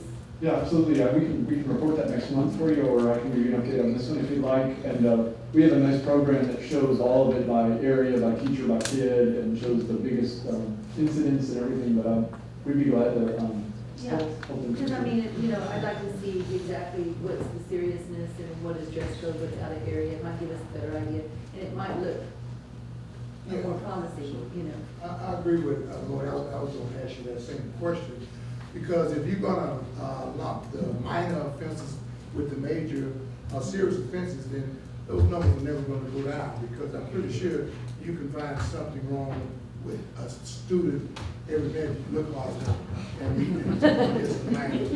we got some teachers that, they could find something wrong with everything a kid does. But I know it's probably a lot of work to put them in a different category, and would give us a true picture of a serious offense and rather a minor offense, you know what I'm saying? But, because how do you get those numbers to go down if we don't keep lumping them together, you know? But I also think that it would be, and I agree with you too, Coach, I think it'd be fair to the staff to be able to see exactly, you know, is it dress code, is it out of area, and it's not quite as bad as what, you know, it appears to be, and that you guys are working hard, and it's little things like that, you know, but. It would give us a better picture of what's happening, right? Because when I think of discipline, not that dress coding isn't, but I'm looking at, and I believe that majority of parents are looking at discipline as fights and stuff that, you know, that could bring harm to one of their kids. Not that, again, we're not downgrading dress code, but I think it just gives us a better picture of what's happening in the discipline. Can I keep going along? I got a couple quick questions and maybe some, one of those was that. The other one is like a before and after on what you're giving us. That way we can compare, because I'm gonna tell you, my memory doesn't go back that far to remember what it was. At least we can see. And I like the last part where you showed us, you know, the trends going up or the trends going down. That gives me a better picture of seeing the trend at least. So kind of a before and after picture, and then a copy of the data I'd love to have. Doesn't have to be super detailed and all that, but what I get to see here, that way I have time to absorb and to see. And then one last thing, the talking points is amazing. I want to give a shout out to my grandson's 4th grade teachers, Ms. Torres, and help me, is it Prater. Their intervention with my grandson and their willingness to help him and their caring. I got to see it firsthand. And so the talking points is neat, and their willingness, and they knew exactly how to help him and what he needed, and they knew my grandson's strengths and not so much strengths. So shout out to them, amazing. So I got to see it firsthand. I appreciate you acknowledging all that hard work our teachers. Yes, and all y'all's hard work, appreciate it, and please don't take it as a criticism or critique. It just to help me. I think it's fantastic. Thank you. Again, I love the engagement. We appreciate you guys. I love being able to share stuff, and I look forward to the next time. And we thank you for the information you bring back to it's beneficial to us, to let us know where the kids are academically, also well as attendance and discipline. That information is meaningful to us to know. And I know it's a lot of hard work for you guys to do to bring that back to us, but I appreciate your time, patience to bring that information to the board so we know exactly how to do it. Thanks a lot so much. Thank you all so much. Yes, thank you. Well, thanks Jennifer and Yes. Jonathan. So board, we just want to express our gratitude for your willingness to really dig in and push the aspirational goals that you develop long term, because as you can tell, they have cascaded a ton of reorientation of the way that we work. And you can see that what it's caused is for us to pay attention from pre-K to 12th grade and to really be mindful of, in the interest of making sure that all really means all, that we do really design structures and systems that guarantee that we know every kid by name, by need, and what we're doing in real time and what effect it's having, and that everybody can see it. That it is fully transparent, and that our commitment to moving every kid from where they are to where they need to be and to continuing to make progress is real. And again, it's visible to everybody in the entire community, within the organization, inward facing and outward facing. And when we bring data, this is not a value judgment, good, bad. This is, we want everybody to know really where are we currently, what's going well, what's not going well, and what can we do about it. And we want to all be on the same page about what we're doing about it, and then we're going to come back again with the same cadence about the results, side by side. So appreciate the feedback. We'll make sure you guys get a data report in advance in your board packet, so you have a chance to look at what will be presented in advance. We'll make sure that we have comparisons of previous months' data reports alongside the current months. And we'll make sure that we disaggregate the discipline data so that while we're tracking all of the data, because the thing about the adjustments we made to high school this year with cell phones and dress code really tightened some things up. Those are little things, they're not serious misbehavior, but we know that left unattended, they become serious. So we do hold them in high regard in our accounting, but disaggregating those for us to know the degree to which that behavior data might be elevated is also the degree of serious misbehavior elevated. And Jonathan indicated that is not the case. We've actually seen a reduction of serious misbehavior in high school, while we have seen an increase in discipline infractions. So we do believe that over time, those will begin to level off as the kids start to rise to those standards, those boundaries with the minor infractions, and then we'll continue to see that reduction of serious misbehavior over time. So we appreciate your engagement, we appreciate your leadership, we certainly appreciate all the folks in the trenches doing the hard work. And at the end of the day, it's all for every kid, every day, in every way, and that's what we're committed to. That's what our community expects, and that's what we're going to continue to deliver. Appreciate it. So, moving on to 9.2 personnel report, Mr. Scott. Yeah, so in your electronic packet, you'll see this month's report. Any questions you have or any additional information you want, please let me know. We'll get you all the details regarding any of the activity in this month's report. And then we have item 9.3, bilingual ESL department annual report and certification exceptions and waivers. Yeah, I'll call Jackie Zapata up to the podium. Dr. Martinez was unable to be with us tonight. Jackie is filling in. She's part of the leadership team in our bilingual ESL department. And this is a report that we bring to you every year regarding the progress that our staff is making and our department's programs are making. And so, and that also includes credentialing as well. So Jackie, I'll turn it over to you. And I believe you have a hard copy of the slide deck. But this one you may not. I don't think you have a hard copy of this one. We'll be following along. Okay, thanks. Buenas noches, Presidenta Presa, Superintendente Toscano, Comité de Educación, and that's all the Spanish that I'm going to do. Get excited. Yeah, no, right? All right, so I'm here representing Dr. Alma Rosa Martinez. She is at the Texas Texas Association of Bilingual Educators Conference today, So I'll be presenting our bilingual ESL program report that's in alignment with TEA guidance. The first thing I want to start off with is presenting our instructional programs that we have as a bilingual ESL and loading department. So we oversee the bilingual program, which currently serves 877 students at Salado and Oakcrest. It's our dual language, two-way, 80-20 model. We have an English as a second language program at all of our elementaries and all our secondary campuses that currently serves 843 students. In elementary, it is a content-based model, and in secondary, we have a pull-up model. And we also have the LODI program, languages other than English.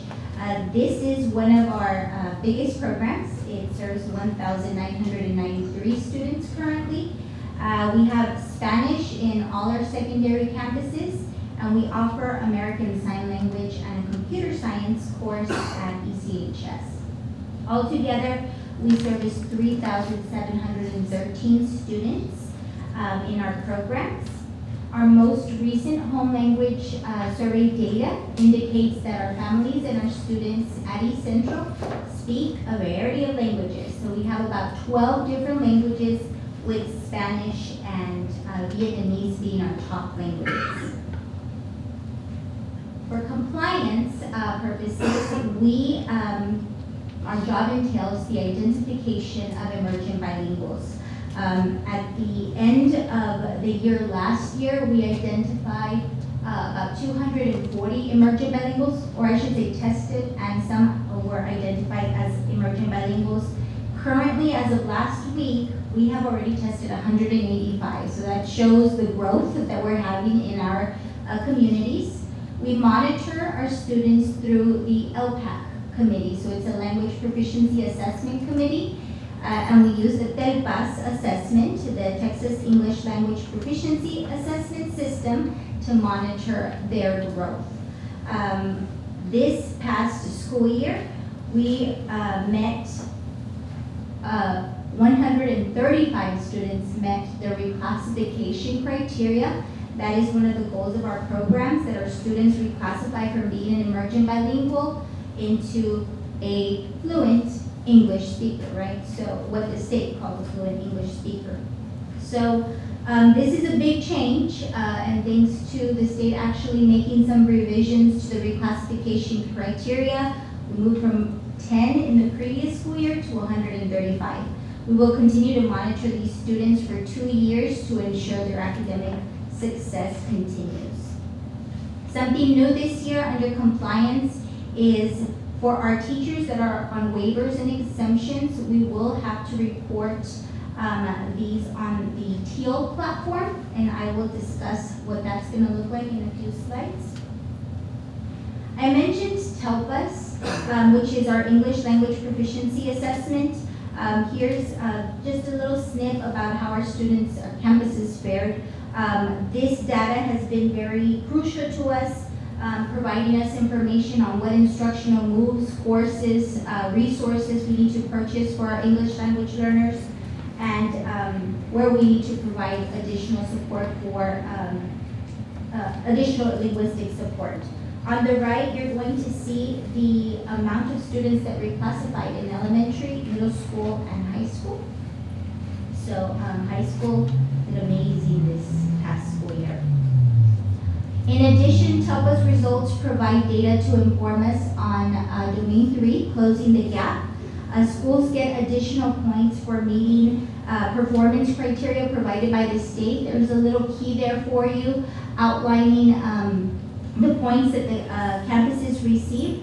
We do use this data to kind of tailor our support, what campuses are struggling. We need to get in there and help support them a little bit more so that everybody is getting the points on closing the gap.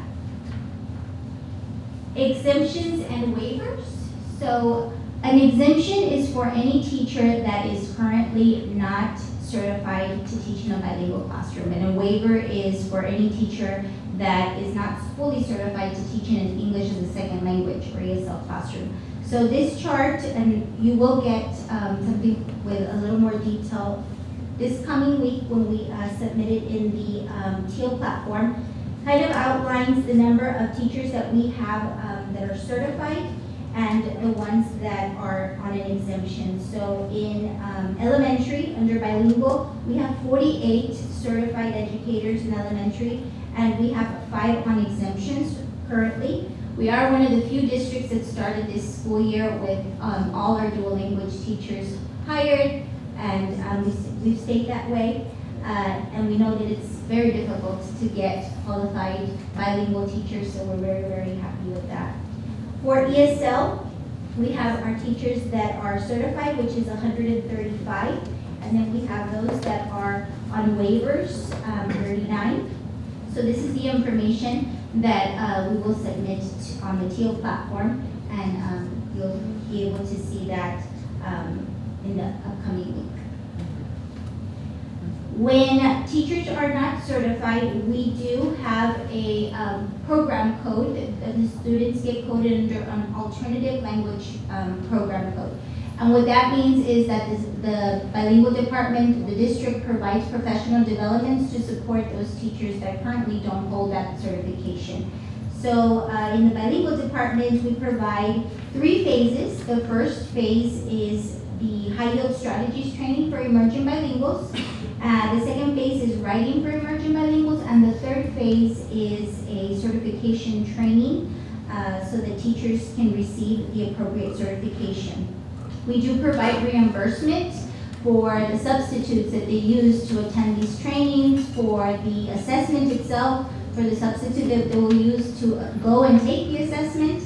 So this is something that is very particular to our district because other districts don't provide those things. Teachers have to take their own time to take the courses for preparation and take the assessment. Another incredible support that we have here is our instructional assistants, who we meet with on a monthly basis to train them on second language acquisition strategies. We provide technology for them, as well as reading and writing strategies and supports for them. Other ways that we support our students and community for overall success. Our dual language program does provide the opportunity for our students to receive a Spanish foreign language credit in elementary. Last year, we had 30 students meet these requirements that are listed there on the chart. So we've been growing little by little every year as we're tracking their progress. We continue to represent very well at the spelling bee for Region 20. We placed 3rd place at the elementary level. The student was from Oak Crest, and I'm sorry, yes. And then we placed 2nd in middle school from LMS. The student was from Legacy. So we've been doing very, very well in the Spanish spelling bee. Additionally, we really pride ourselves on providing opportunities for our students to continue to develop cultural awareness. Financial literacy was a big one this summer, and opportunities for parents to continue to become engaged in their student learning. So we know that it takes a village for a lot of positive outcomes to happen. So we invite our parents as much as we can. The more educated they are about the systems in place in our district, the better they can support their students. In addition, we have, with the support of Title III, have 3 really amazing programs. We have our adult ESL classes that our families and our employees are taking advantage of to the fullest. We also have the instructional assistant certification program where community members are getting their IA certification. This has really helped with the sub shortage as well as with trained IAs. And then last but not least, this week we started our first GED cohort. We have 18 students that began classes this week, so we're really excited for this new venture. It's a lot of community members that are really eager, so we're very happy with that.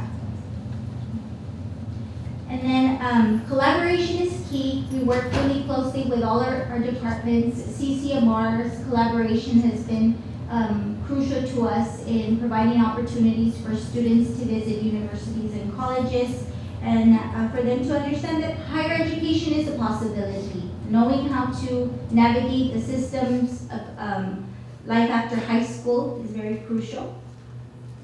We are very thankful for all of our partners, whether it's interpreters, colleges, universities, places that provide support for us.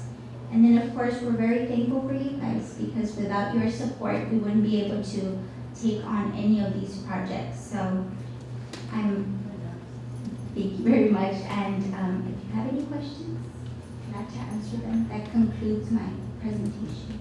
Wonderful presentation. Does anyone have any questions?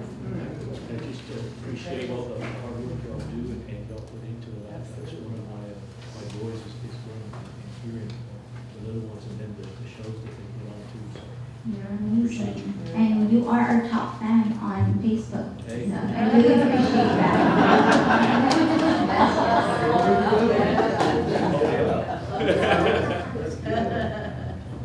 All right, thank you so very much for that presentation. The next item on the agenda is item 9.4. It's the 2023-2024 Community-Based Accountability System Annual Report.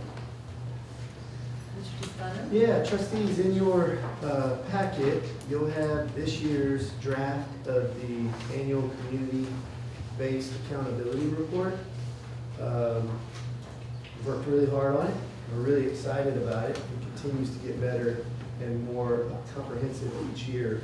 Again, in our community, the expectation is that we are transparent and we are accountable for all things that we do in the school system, to include state accountability. And so you'll see in there again a reflection of the progress we've made, as well as the opportunities to continue to improve on all 7 pillars that represent a complete accounting of the entire impact we have as a school system. Pillar 1 being engaged, well-rounded students. Pillar 2 being student safety and well-being. Pillar 3, student learning and progress. Pillar 4, post-secondary readiness. Pillar 5, quality and commitment of staff.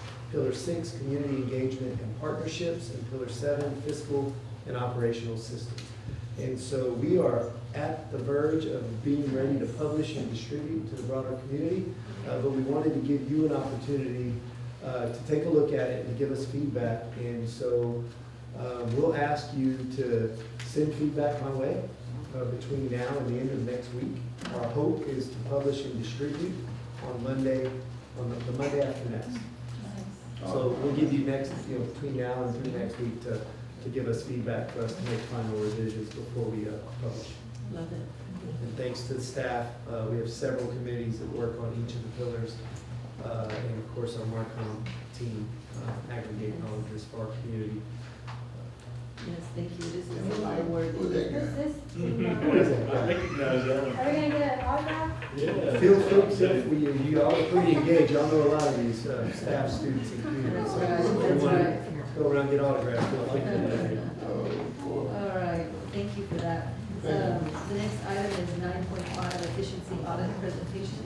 Mr. Toscano? Yeah, so trustees, as you're aware, given that the board has put forward a tax ratification election for the community's consideration on the November 5th ballot, one of the requirements of doing so is that the board commissions what's called an efficiency audit, which has very specific requirements. And so the district head and the board has hired Moat Casey to conduct that audit. And essentially, the goal of that is to ensure for the public that the school district is been as efficient as it could be with the resources that it has, and as accountable and as impactful with the resources that they do have available as possible. And so with that, we've got a representative from Moat Casey here with us via Zoom, and I'm so happy that it's working. We tested this, and so we'll keep our fingers and toes crossed. But the report is in your electronic packet, but again, you can follow along there, or you can follow along in your electronic packet, or you can follow along on the monitor. So when ready, we'll turn it over to Mo Casey.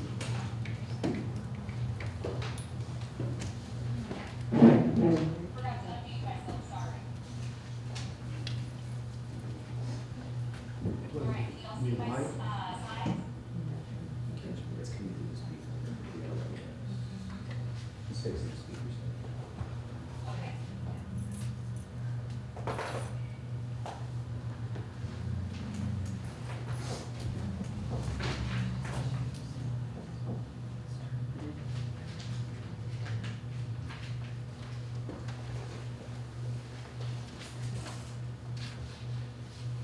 All right, can you hear us, Amber?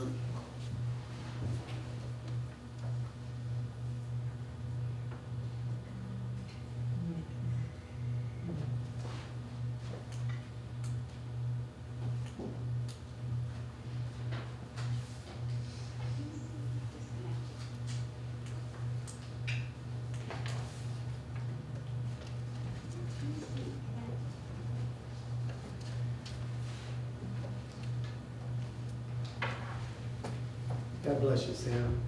We saw how Mr. McKay ducked out over there. Amber, can you hear us? Now can you hear us? He do what no work.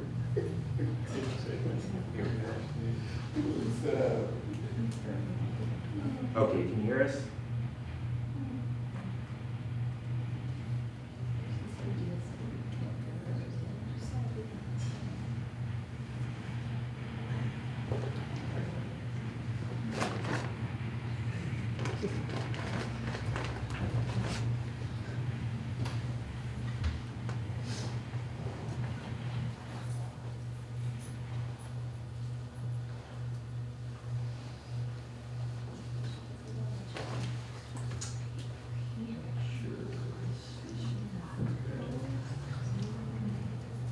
Can you hear us now? You can hear us? Okay, and then, let's check.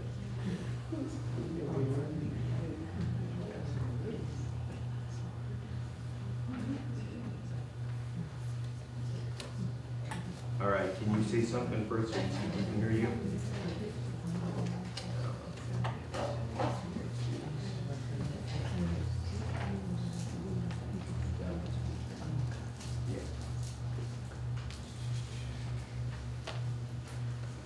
Okay, can you say something for us? Good evening. Good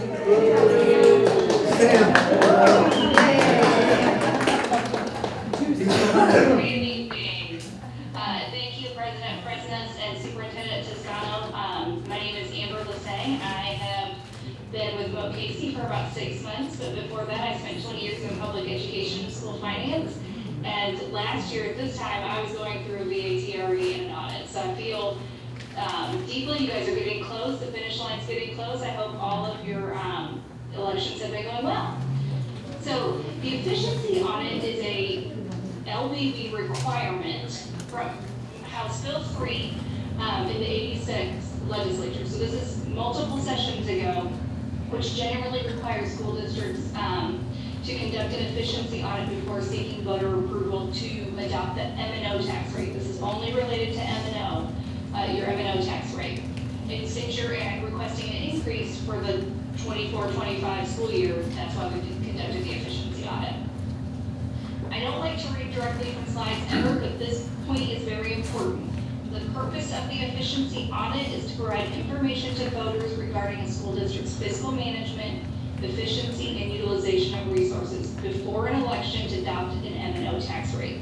The efficiency audit does not say whether a school district is efficient or not. That is up to you and your voters to determine based on the data in the audit. So I'm not going to say whether I think or Mo Casey, we don't give an opinion on that. We just give raw data. The elements in the efficiency audit are strictly defined by the LBB, the tables, how they're laid out. Everything is in there if you ever want to cross-reference. And the big thing that the deadline that has passed for you all is this must have been on your website 30 days prior to the election, so October 5th. So we had sent it to Judy and her team, who I do want to thank. Judy and Shane, we've been working really hard this last week to make sure everything would go well. Judy and her team have been super responsive with anything I've requested, so thank you to them. When we're looking at the efficiency audit, it impacts your level 2, your tier 2 funding. So your tier 1 tax rate in the green is 61.69. That's your maximum compressed rate determined by TEA based on your property values over time. Prior to the calling of the selection, your district had 5 golden pennies, which was the allowable without a VATRE. This VATRE seeks an additional 5 pennies. The most important, I think, piece of information about is understanding the difference between golden and copper pennies. Golden pennies have a higher yield per WADA, so they're worth a lot more, and they're not subject to recapture, which is why they're called golden pennies. They have a higher value, and they're not subject to recapture. Copper pennies, on the other hand, have a lower WADA ratio and are subject to recapture if you're a property wealthy district.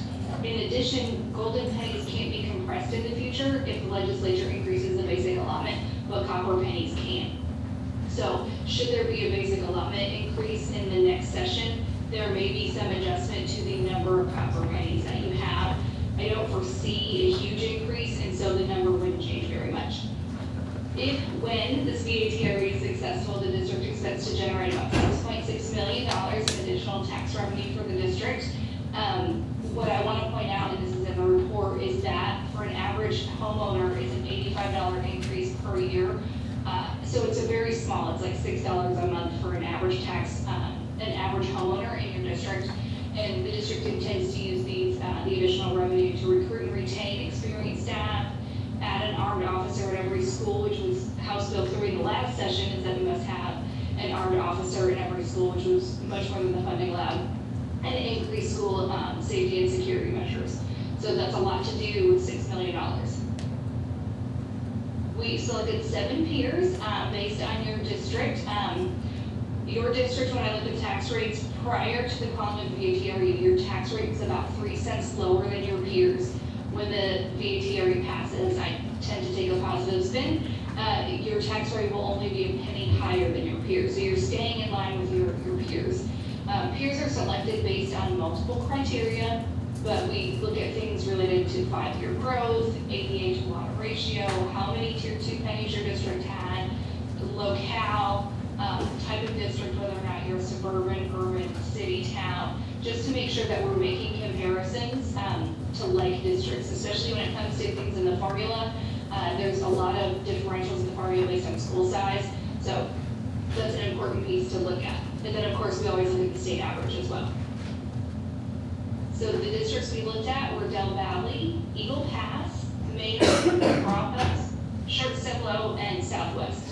And the year of this was, the district was not rated with an overall score of 68. Your peers had an overall score of 83.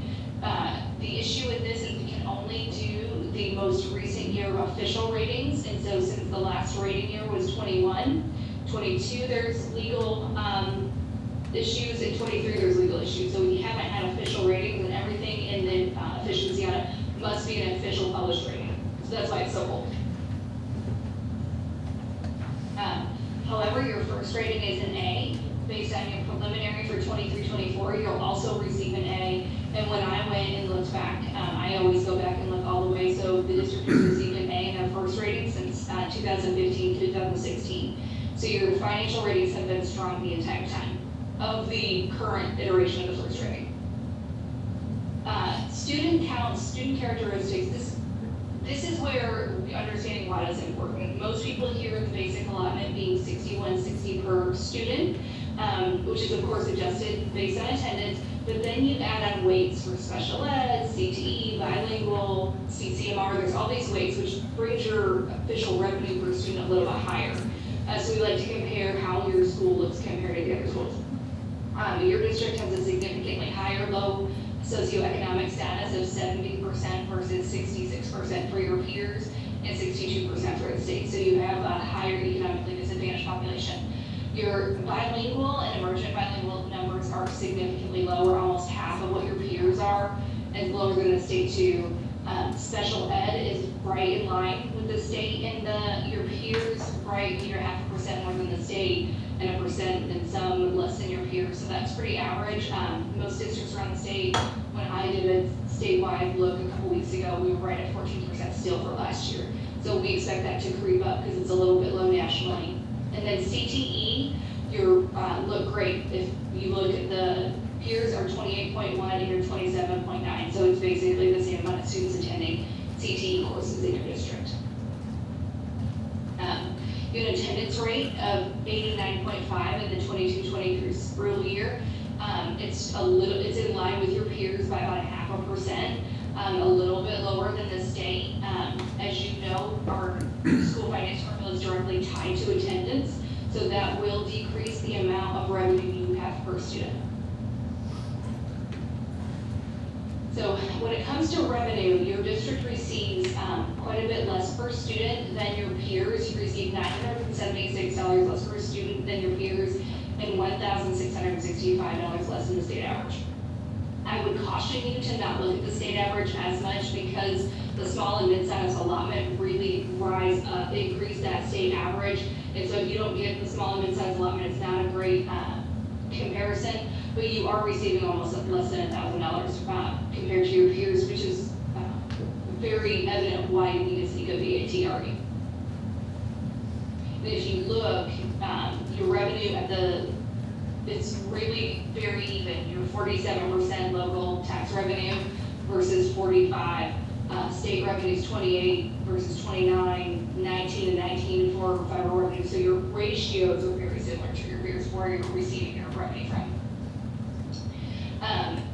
The operating expenditures correspondingly are lower than your peers.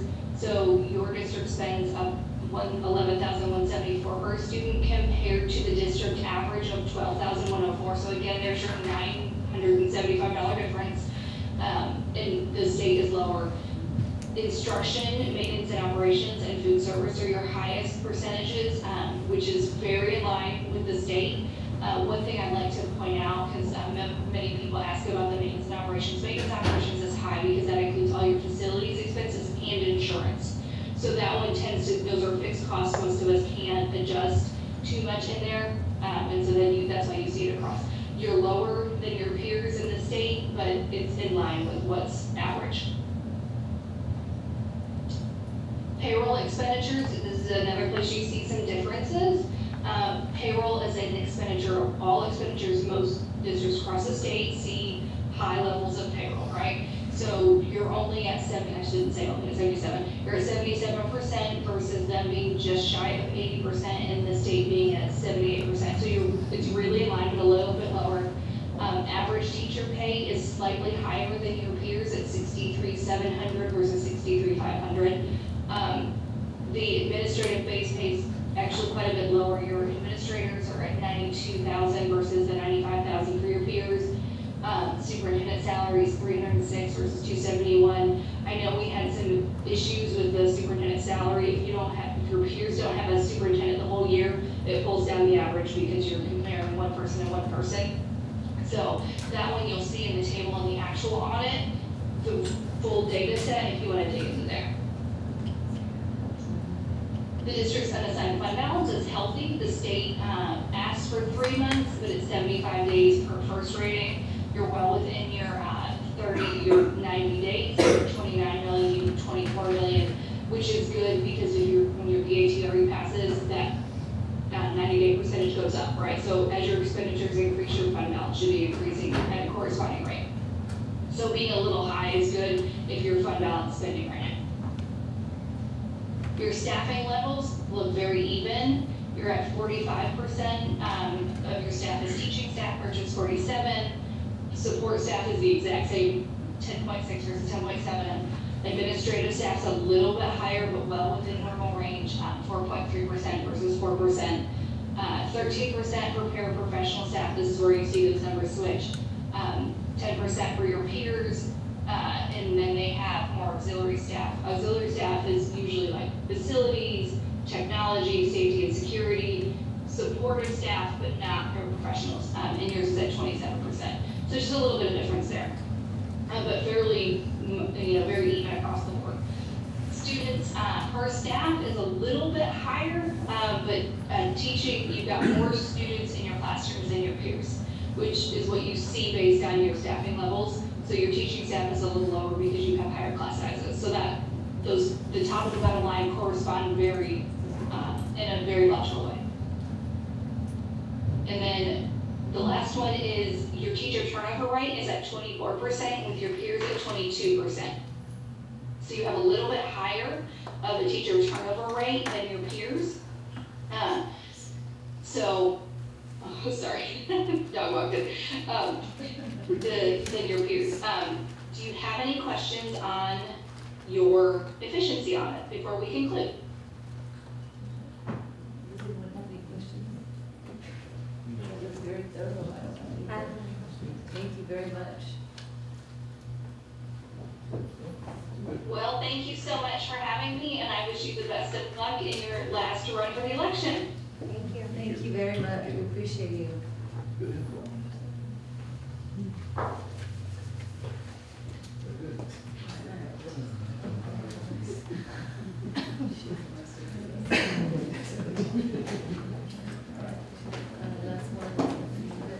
Last item on superintendent report section is 9.6, upcoming events, Mr. Toscano.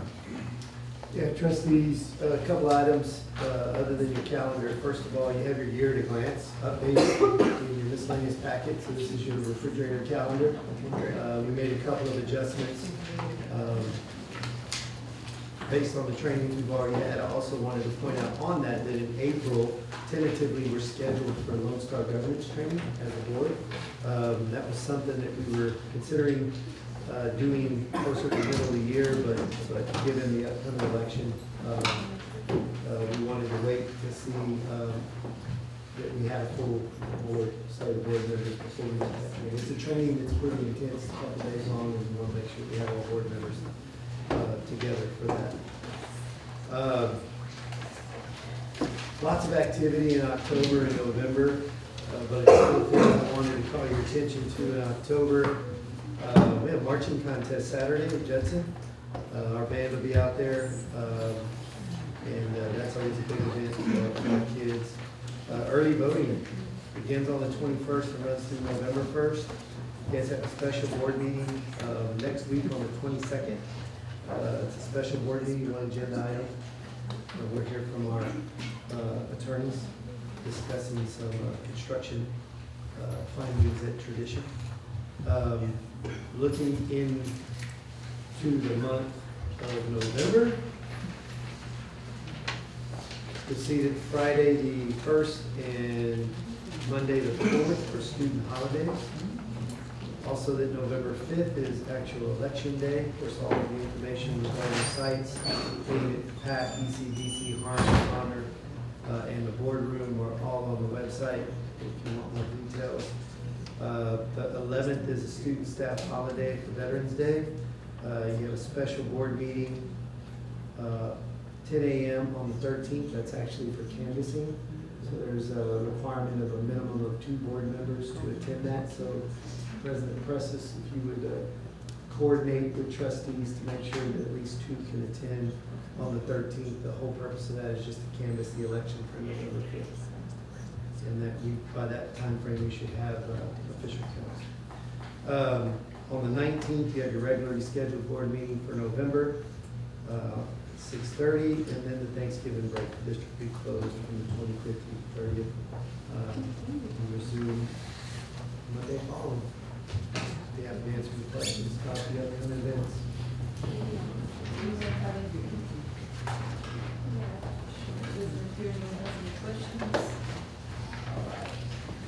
So, next section is, section 10. We had already moved 10.1 up for the naming of the school, so we'll skip to 10.2, which is class size exception,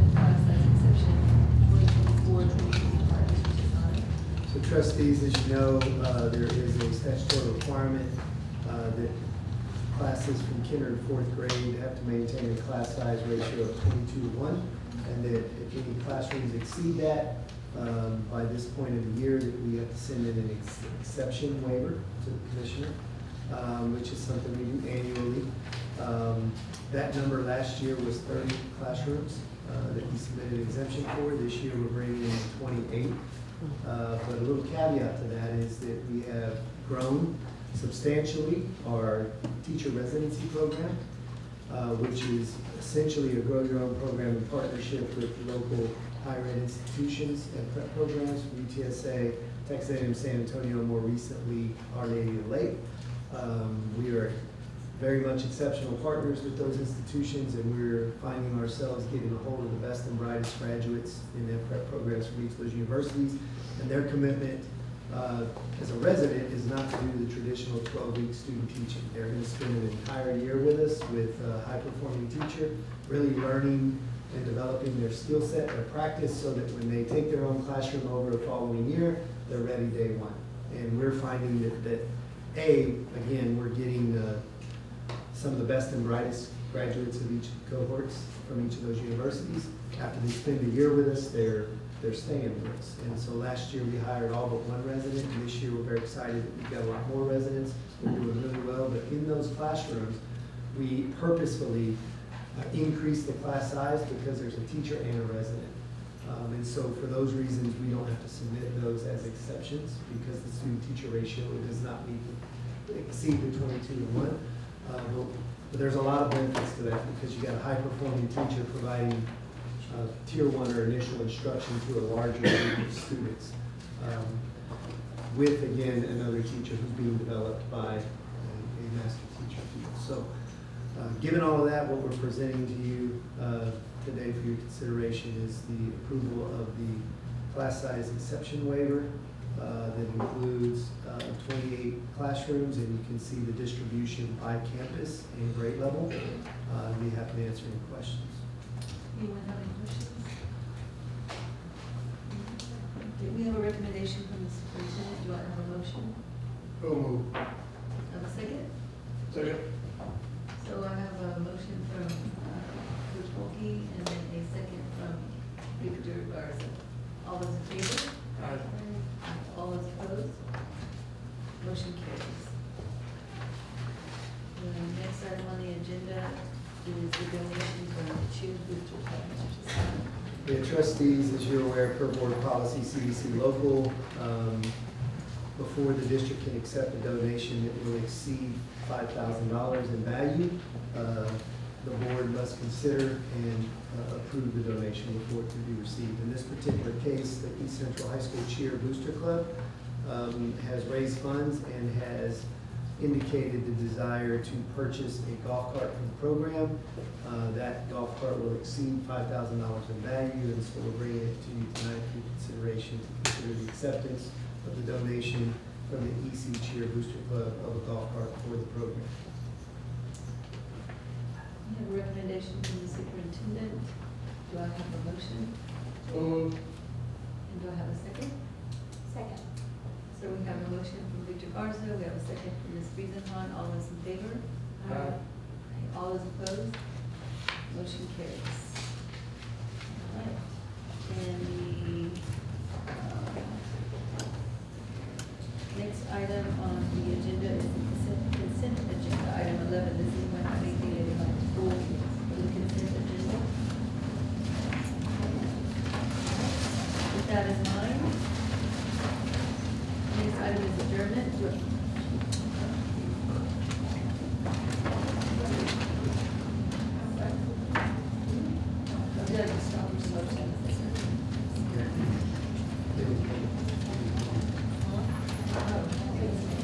I'm sorry. Do I have a motion to approve the consent agenda? That's all All those in favor? I said that already.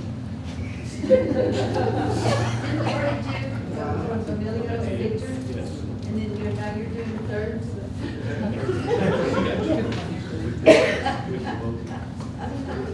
Okay, we got.